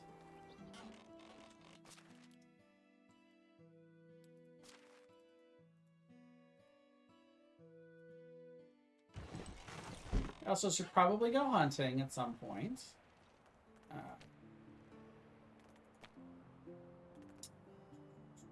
We unlocked the kitchen, which I would love to have right next to the food storage building. Too uneven to build. Be across the streets here. Still too uneven to build. Yeah, that can be a problem.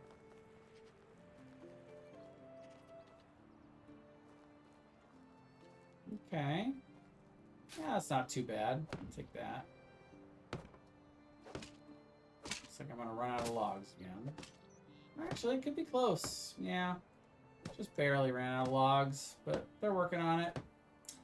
You know, while they're working on logs, I'm gonna go work on some more mining.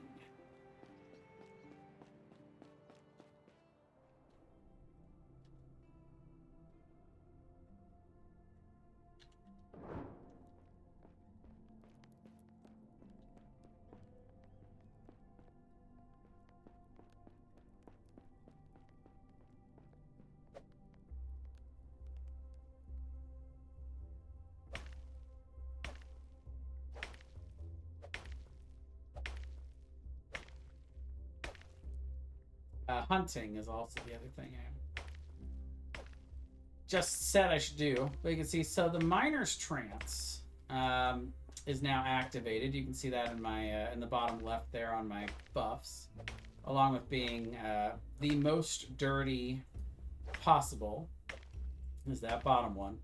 Top one is the miner's trance. So once you complete mining one of these nodes, then you get a buff where you go a little bit faster for each swing, essentially. As long as that's up. You get like, I don't know, 30 seconds or something. And it renews. It can stack up to 3 if you have all 3 of the skill points. So yeah, that's where my next 2 skill points will be going into, is getting this to 3. So I can do this faster.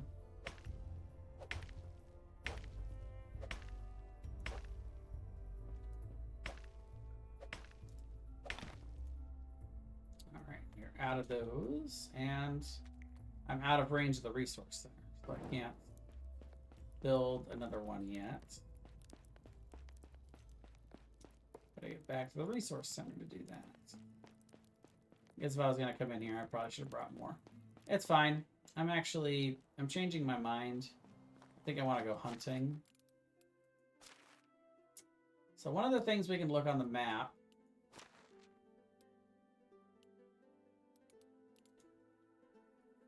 So we got to the kitchen.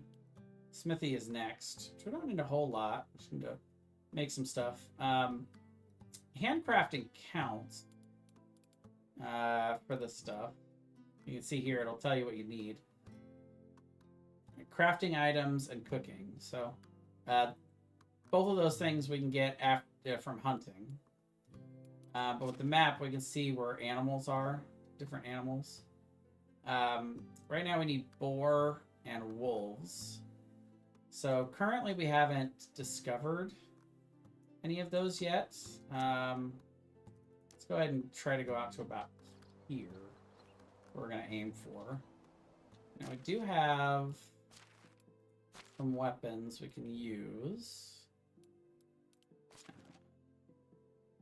We've got our bow, but we don't have very many arrows. We only have 4 poisoned iron arrows, which are pretty good, but and we do have some spears, so we'll go with these for hunting, and we'll see what we can find.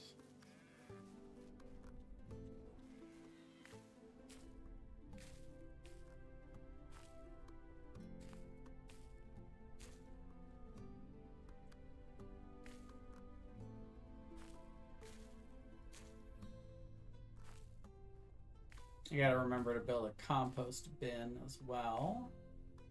So you can just drop stuff on the ground and it will rot automatically. But I like the compost bin because it organizes it. And we have discovered wolves. It would be more accurate to say that wolves have discovered us. I hear a wolf. I don't see a wolf. Aha. Now I see multiple wolves. Ow. Well, there's 2. Can I get them both? Sure, looks like it. So a couple things here. First of all, we get a hunting level, which is nice. I like steady hand for the first level. And then tracker. Tracker will be our next one, but we do need a knife, which I forgot about. We'll make 2 of those.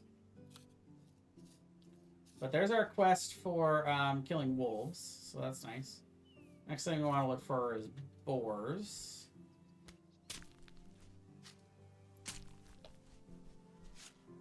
Now I find in general that let's see, where's the other wolf we just killed? Wolves are a little bit chaotic to hunt. Also, we did take some damage, so we can go ahead and heal a bit of that. These things will heal you 5 each, so when it's not critical, those are really good. There's our wolf. Wolves I like to hunt with spears. With melee weapons. I don't actually have any food, but that's okay. Boars, I prefer to hunt with the bow and arrow, because they do take a second. They don't jump right out at you like the wolves do, and they're not as fast, so they're a little easier to aim at. Same with Wisents. They charge at you in a straight line. They never come at you from an angle. But with boars, at least, usually you can just easily sidestep them and move around them. So that's not too hard. Yeah, this actually would be a nice little place to make a village. Very flat. On the map. Oh yeah, look at that. Not too far away from where we are. And there's some boars. Good. We discovered a boar spot. So we'll go up there and we'll hunt for a couple of boars.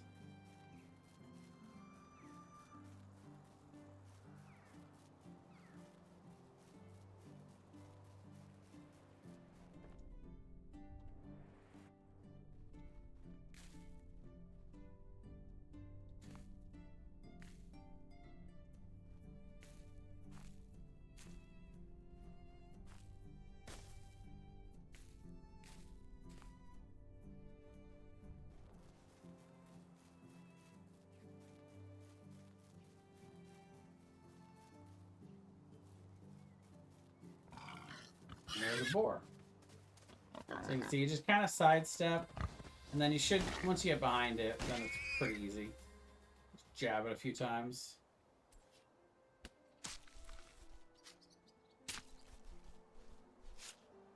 And they yield a decent amount of meat and leather. Leather is the most important thing at this point.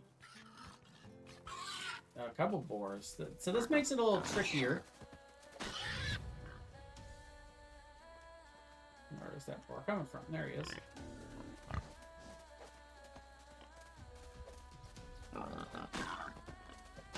I appreciate him not going too far away from his boar friend there.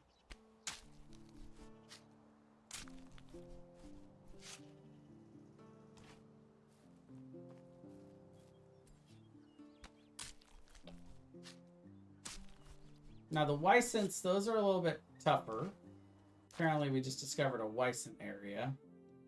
We can maybe try to see if we can find one that's isolated. Yeah,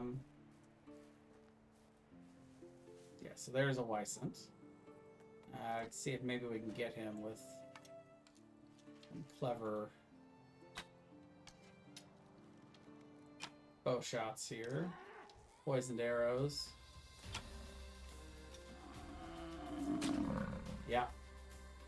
Used all 4 of our bows, but we got them. Or all 4 of our arrows, I should say. Is there another one? Oh, there sure is. I don't think I want to take on 2. Nice thing is when you're playing solo, you can pause. So it gives you a little bit of an edge. So we got 2 iron arrows we're working with here. You can see he did a third of our health there, just in 1 hit. So pretty much hurt. Sometimes you can use a tree to kind of get in the way. Oh, but you can see I still just went right around it. Okay. And so now we're fighting him with the spear. That's the problem. Try to sidestep him. Yep, we did. You see, he's still taking damage from the arrow. But the Wisents are faster, so they're harder to chase. But yeah, we got him. For sure. Nice. That is a good haul.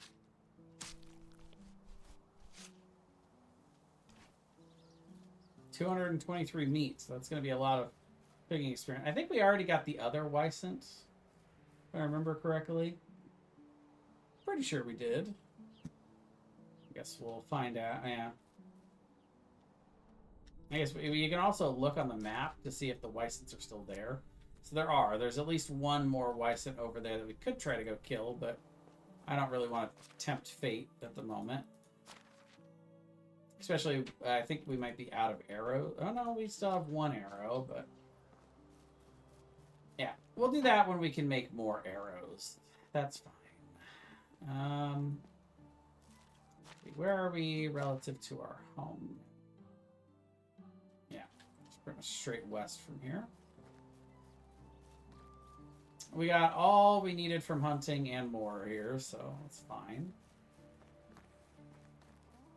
I mean, the rabbit's just gonna walk up to us. Might as well. Plus, we're getting pretty hungry.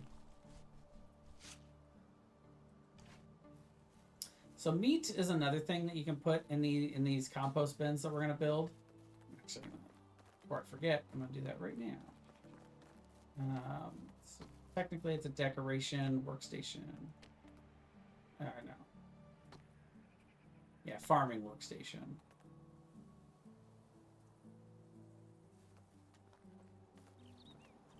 There we go. Yeah, we want this like next to our farm, ideally. So we'll do a couple of these.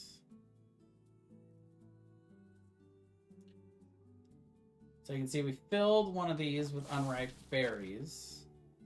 And then do the rest of the unripe berries in here.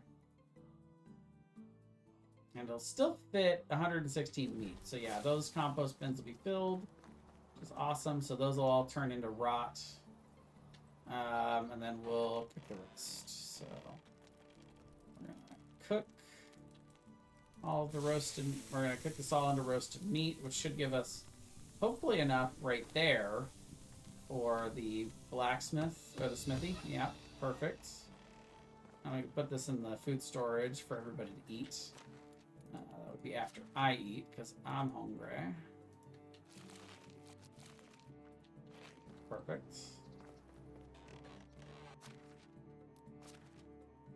And we'll keep a few of these on us to eat later. I'm also thirsty.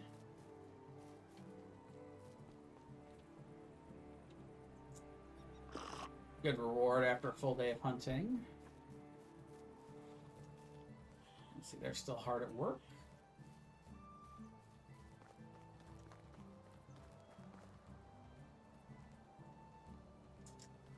So let's see.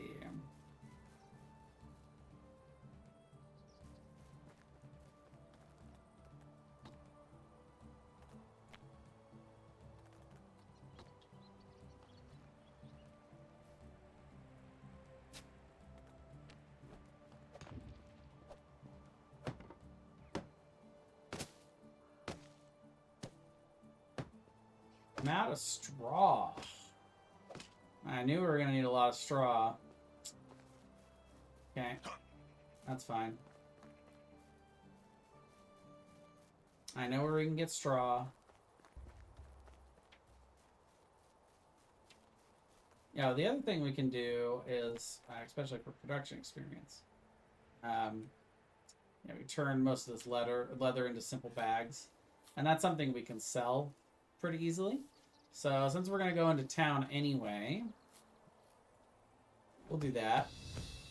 And you can see we unlocked the sewing hut with that, which is good. The sewing hut is one of the things we need. We don't have to have it, but good to have it before the changeover of the season, because once we harvest all of our flax, we'll need the sewing hut to turn that into linen thread and linen fabric, so we can start making clothes, which is one of the easiest things to sell in the early game.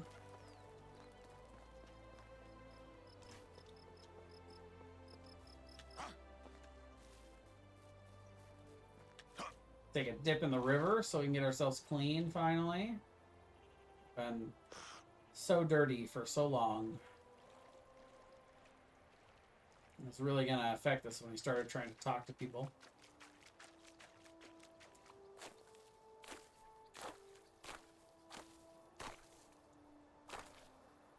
I believe we get straw in the process of turning flax into linen thread too. So I think this might be the last run we have to make to a river for reeds, but we'll see. I knew I was going to need a lot, so I was tempted to just get tons and tons, but it's fine. Fine to do things in stages. It is getting a little late to sell stuff, though, so probably don't want to do this for too long before we go run in, before everybody in the Oxbow goes to sleep here. Everybody in Piastovia, where all the vendors go night-night. You can also turn in our quests. We got 2 of them done so far. I don't think we have... We might have stones on us, actually, from our little trip into the mine. I'll have to go look. That should be enough, hopefully.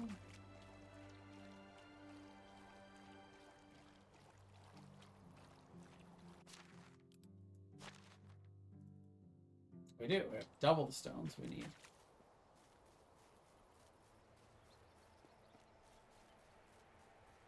Nothing we can do about the rot. The rot was a weird quest to have in spring because it's kind of impossible to make rot in the spring. How is life treating? Have a good. How We is got life wolves, treating you? Good luck. How are you? stones, and Good luck. boars. So there you go.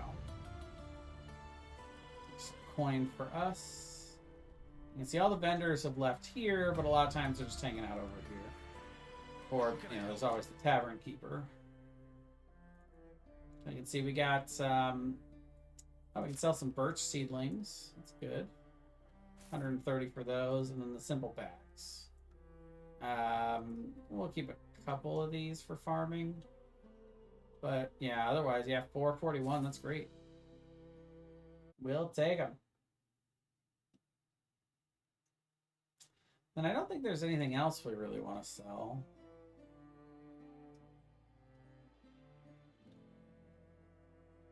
I mean, the other seedlings, I suppose. We won't be able to use a Wyson skull for a while, so I don't mind selling that. It's a cool thing to have, but See you soon. until you can really unlock it.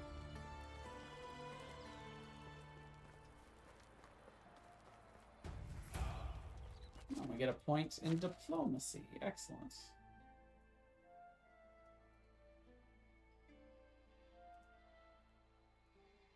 We'll go ahead and go with diplomat.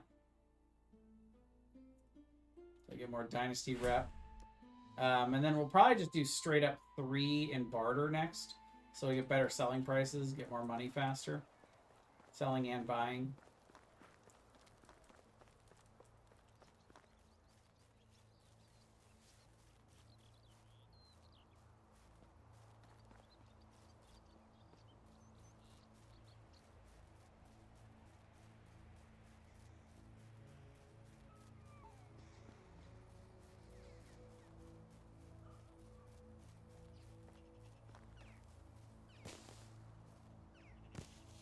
Starting to get a little bit late again. Wouldn't mind going to sleep pretty soon here. Maybe just chop down a few more trees.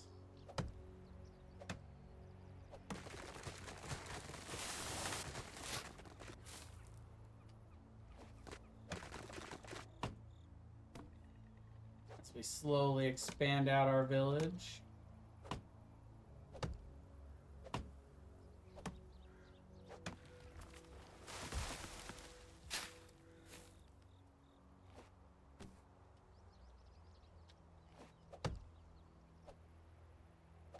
See, once it gets too hard to, like, see the tree in front of me, then it's, yeah, it's definitely time for bed.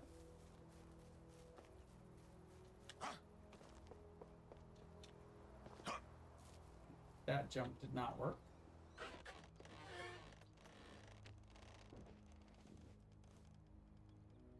All right, so our final day. We're doing pretty good, I think, for our first season. We got everything going here. A nice little area for our villagers to gather and hang out. I wonder if it's possible to visit all the nearby villages on foot in just one day. Definitely possible. I don't know that you'd want to, but it is a thing that can happen. So make a few planks. So one of the things we can look at is how our villagers are doing so far. We only got a couple. You can see their happiness is slowly going up, and look at their extraction. They're already up to 4 and 3, so they've already gained 2 levels each, which is going to affect how well they're doing in terms of gathering logs. So you can see she's up to getting 36 per day, while he's getting 27. So that's pretty good. And as they get better, they're going to be happier. But also, there are a lot of other factors that go into happiness. We'll eventually work on that too, especially as we get more villagers.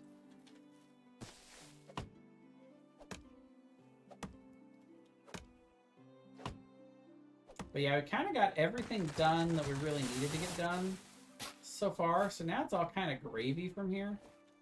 We can, work on making a few more buildings, like the sewing hut, the hunting lodge. Of course, to do that, we're going to need more. You guessed it, logs. We need so many logs. So I'll probably just spend a little bit of time today chopping down more trees to help out our woodcutters, lumberjacks.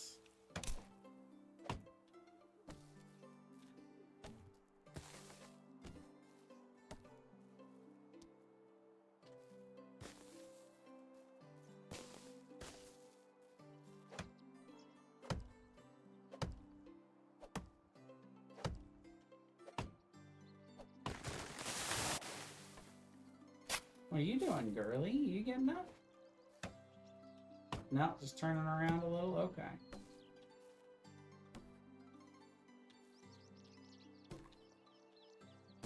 Sweet kitty getting all nice and comfy.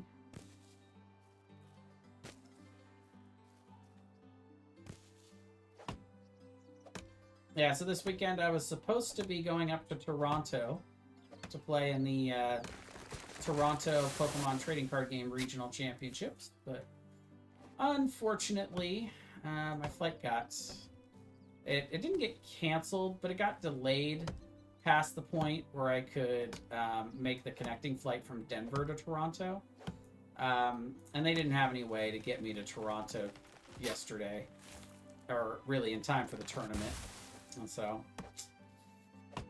unfortunately, I didn't get to do that, but I'll tell you what, sitting at home in my lounge chair, snuggling with my kitty under the warm blankies, and playing some Medieval Dynasty, and streaming, and creating YouTube videos for you guys, that's not a bad consolation prize.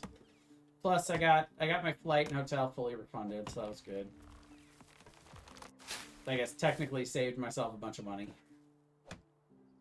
This is definitely much cheaper than going to Toronto, for sure. And I still get a 3-day weekend because of Martin Luther King Jr. Day on Monday. So I'll probably be streaming quite a bit this weekend. So that's kind of my plan. I don't know if I'll be streaming as much Pokemon. I'm not really in the mood to play a bunch of Pokemon right now. Little disappointed, But that's okay, That means we're 4 weeks away from the European International Championships, which will be going on in London. And I did register for that. Still sort of debating if I want to go to that or not. Kind of on the fence, if I'm being honest.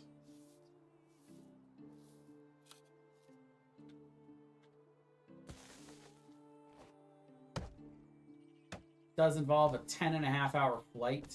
That's an overnight flight, which I'm not gonna lie, that would be rough for me.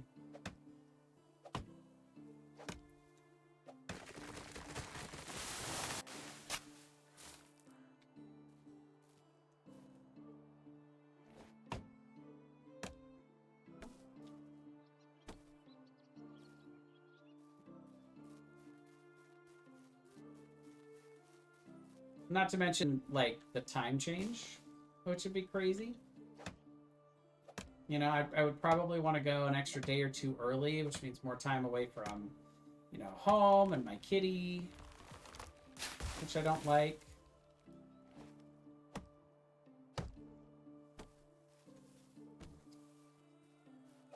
So a lot of things to think about. I definitely could do it. Like, you know, I definitely have the money to do it. It's not like a cost issue, but I don't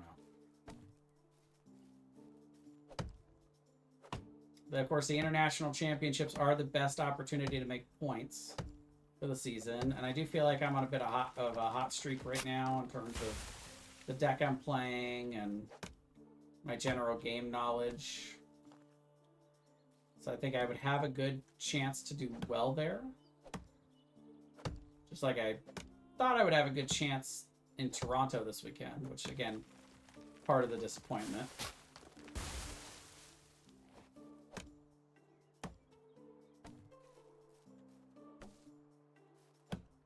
I basically got between now and January 28th, so it's about, it's 11 days, actually. Not about, but it's exactly 11 days to make a final decision to get, like, a 80% refund on my registration and back out of the trip, but we'll see. Still thinking about it.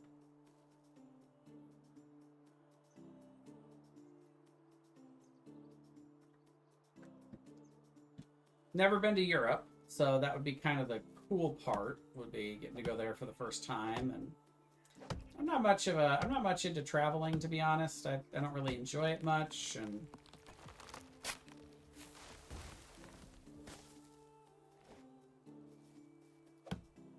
I don't like to go sightseeing. I can't really think of anything in particular in London that, you know, would be like super exciting for me to go and see or experience other than the tournament. And that's kind of the running joke that I have with people. Who are like, what are you going to go do? I'm like, well, I'm going to go play in the tournament. It's like, oh, there's all this stuff to do. And like, oh, there are museums. I'm like, I don't really care about museums all that much. And I mean, London in particular, what I understand, England and London are not the best known for, like, fine dining, cuisine, all that stuff. But yeah, the running joke is like, oh, you know, that weekend there's this Pokemon tournament that's going on. I'll go do that. That'll be fun.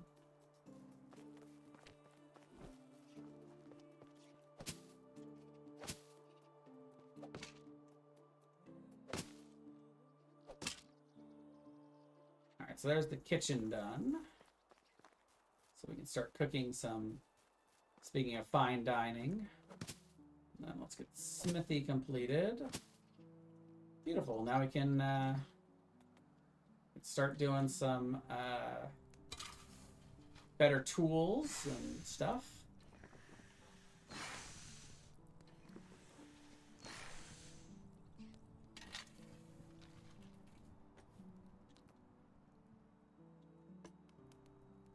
So we smelt the copper and the tin.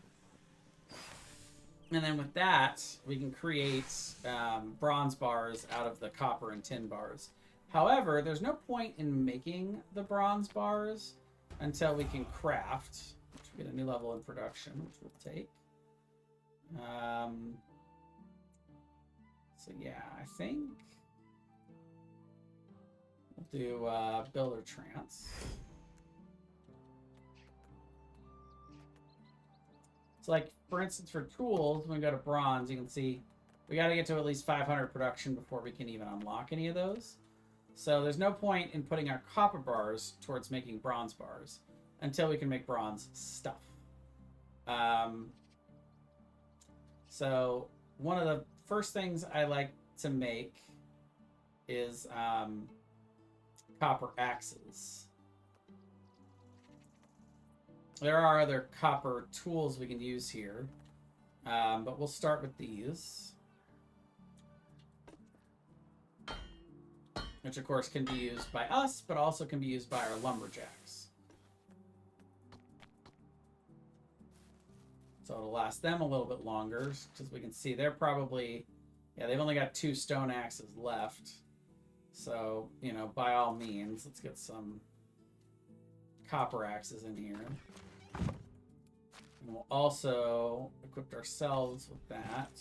And we can take the stone axe and put it in here. And we don't get a better pickaxe until bronze. So I'm tempted to not even bother. But yeah, so we need to unlock the smithy too, which it's 500 technology. We're only a little over 200 here. So we need to do more cooking and more crafting. So we can go look and see if there's anything in particular we can unlock to cook. In the kitchen. Which we'll put over here. So in general, the cauldron's not going to be easy because it requires meat, raw meat, and veggies. Or grains, which we don't have. And then the cheese is going to require milk, which we don't have yet. So nothing there. But the bread, it's a little easier. It requires flour, which we have a little bit of. So we could make some flatbread. Not a whole lot, but 13 is better than nothing. And this is also something that we can eat or sell. And eventually we'll upgrade to white bread when we get the kitchen too.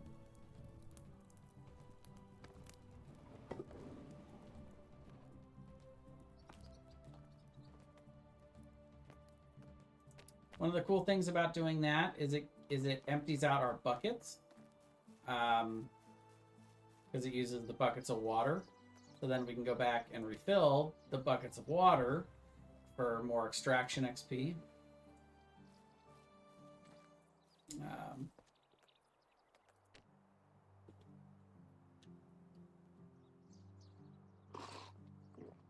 All right, and the other big production building that we'd love to make, let's see, before we turn it over, would be the sewing hut. I don't think it's gonna fit there.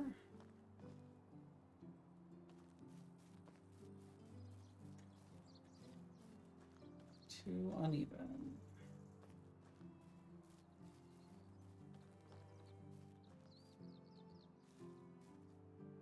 All right, that works for me.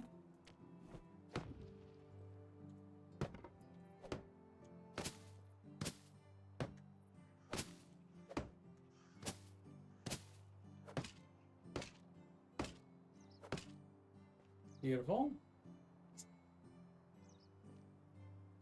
So this will allow us to spin the flax stock into linen thread and then into linen fabric. I'm just going to buy those now so I have them. Yeah, we got a nice little start to our village. It's not the prettiest yet, but we've gotten it started. One thing I do want to focus on here is the mining. The mines refresh every season. So since this is the last day of the season, I definitely want to make sure that I get in there and I get the rest of the ore that's in here before it all resets.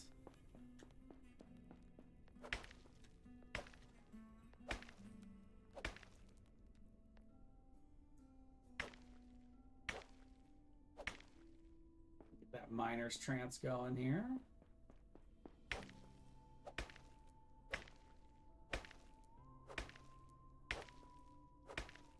We got an Archon in the chat. I've been totally not watching the Twitch chat for Pokemon and such.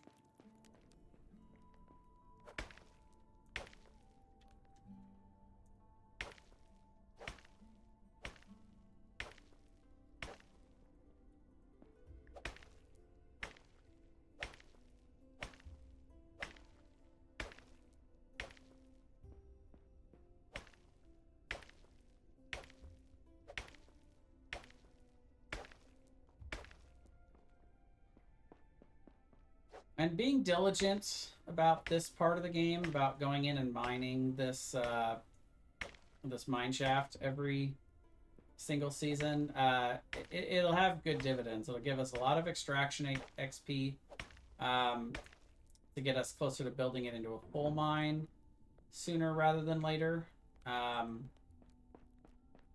But it'll also help us if we want to start building stone houses, which is preferred for the villagers. They prefer to have a stone house rather than a wood house. Stone houses, of course, require, you guessed it, a lot of stone. So we're going to need that. The next half an hour or so of the stream will probably be a lot of me mining.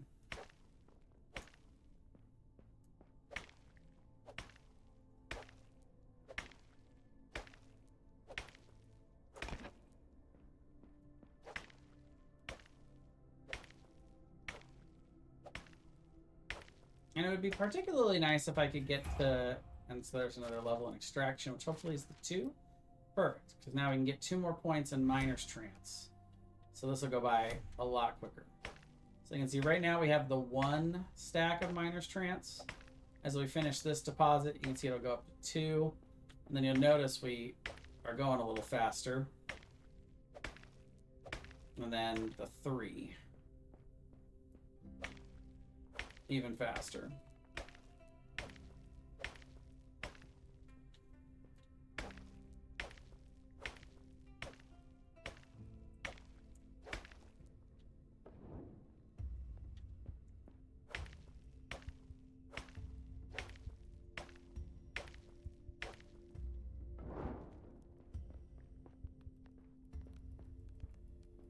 Okay, was this the end?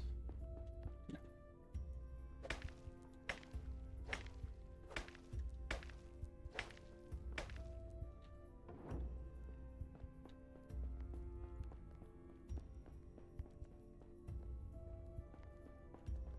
That might be it. It's mine. I think I just went around the circle. Dead end.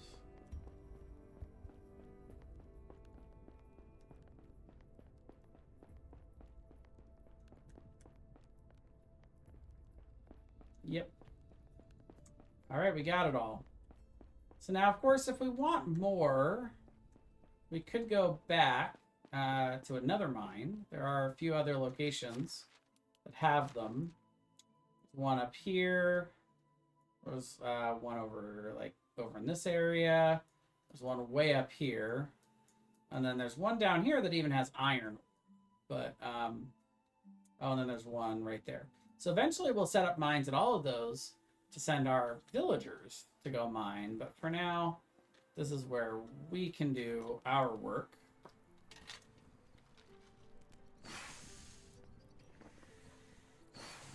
But yeah, I'd love to have bronze unlocked so that we can make bronze tools like the scythe.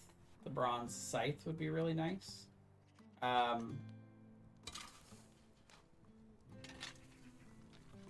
As well as the bronze pickaxe. So there we unlocked the workshop 2.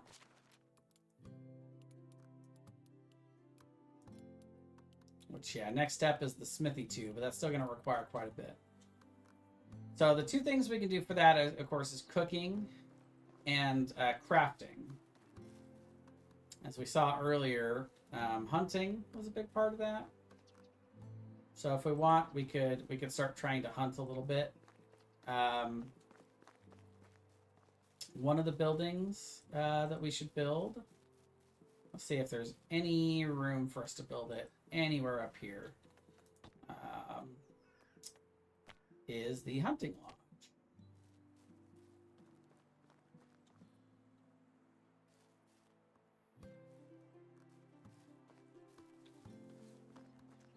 Yeah. Unfortunately, really uneven terrain around this part. So I should probably stop trying to build up the hill. And I should probably start trying to build further over here because all of this area is a little bit flatter. I think this makes more sense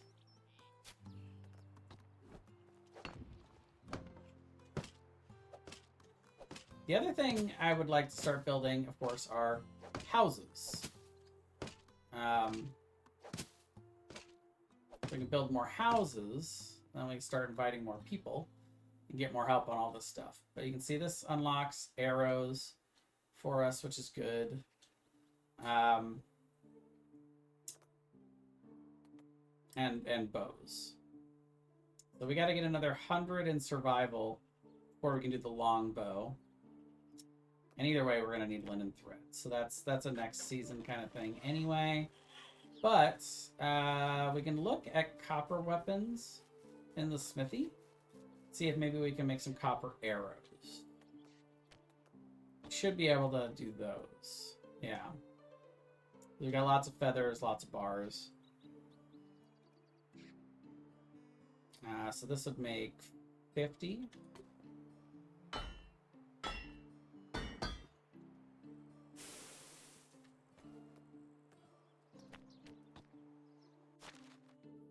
Yeah, that'll give us some production. Yeah, that was like 70 right there. So that's good stuff.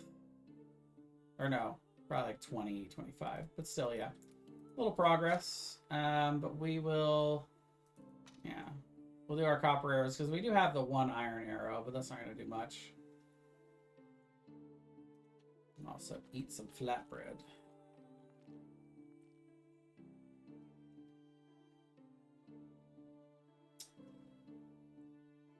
And our bow is not in very good condition, unfortunately. So I don't think we're going to get a lot of hunting value out of it, but we can maybe get a little. Let's see if we can go finish off that Wyson colony over there.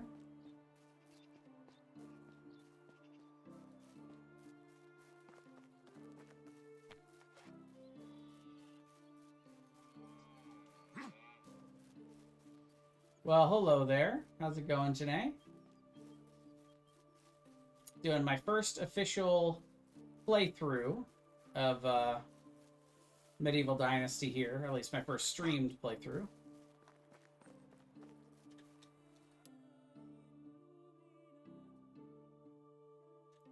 Oh, nice. 3 streams in a row. Let's go.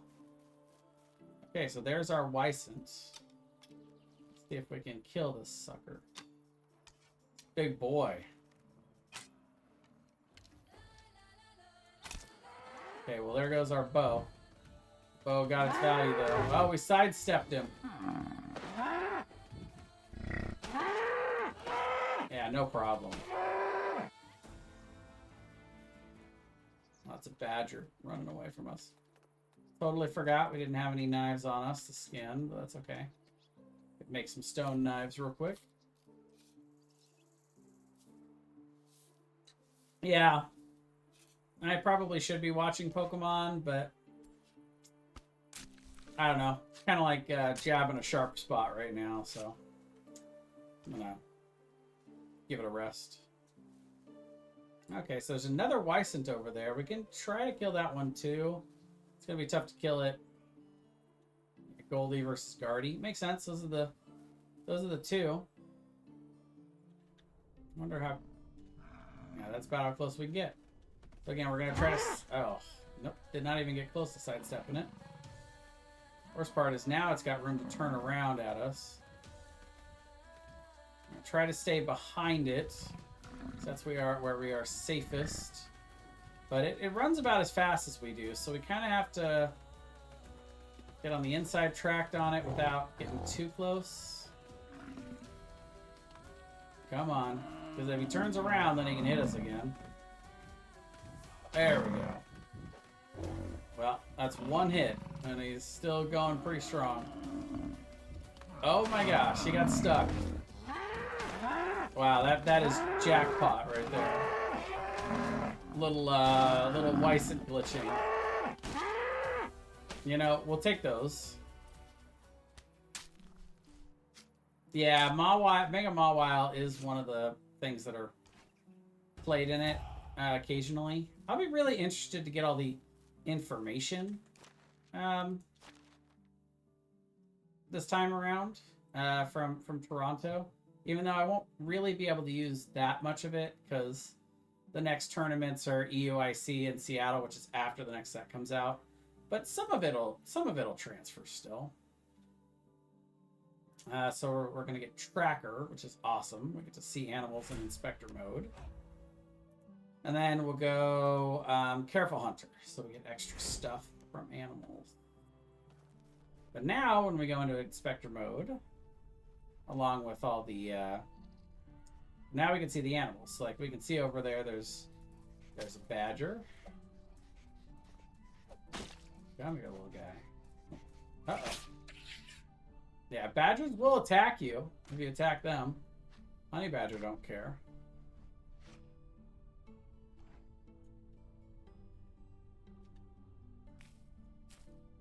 Grab some more berries. It is starting to get late though, so I think we will be going to bed soon.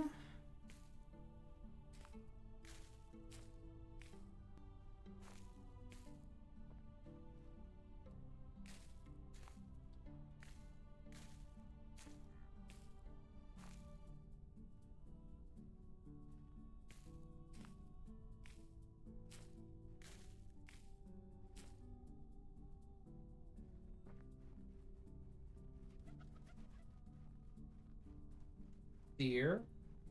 And some more berries. That looks like a sphinx. Or a lynx, whatever they're called.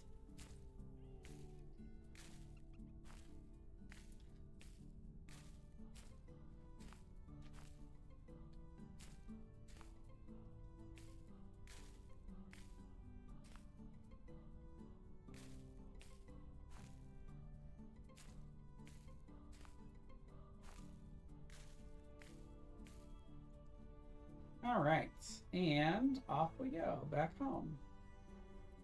And of course, there's more berries. There's always more berries. Now we can pick up some of our arrows here. Don't mind if I do. Especially the iron one. So yeah, we are just finishing up our first season. Oh, and there's a level in survival. That's nice. Take that. To take strong as an oak, so we have more health. And then what else was I gonna do?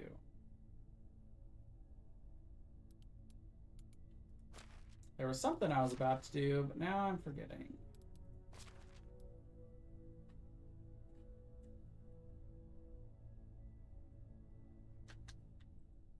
I have forgotten.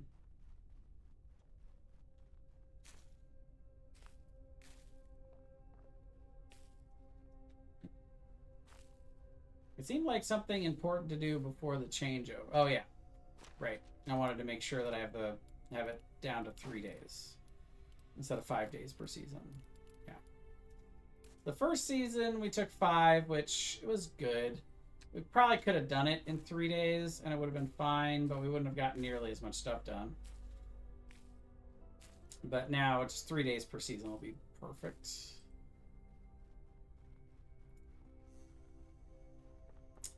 So many berries. What does Jay need all these unripe berries for? They're not even ripe.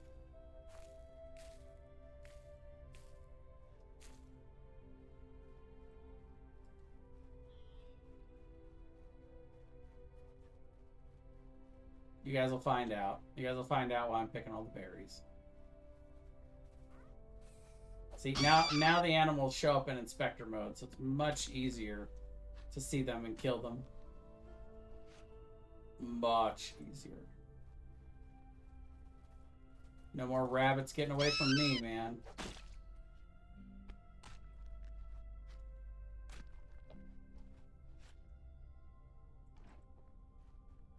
Yeah, it's getting dark, so we'll get going to sleep here in a minute. But first, I'm gonna make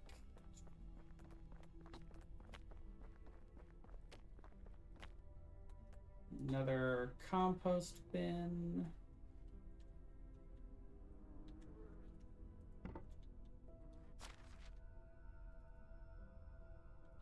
Filled with unripe berries and meat. So this will all make rocks, which we can turn into fertilizer next season. It's good that we got that down before then. The rest we want to put in our food storage so it does not go bad specifically. So we'll put all the flatbread in there. And the roasted meat. Yeah. And that'll keep it as... So the food storage makes it so that it loses as little durability as possible between seasons. And yeah, off to the next season we go.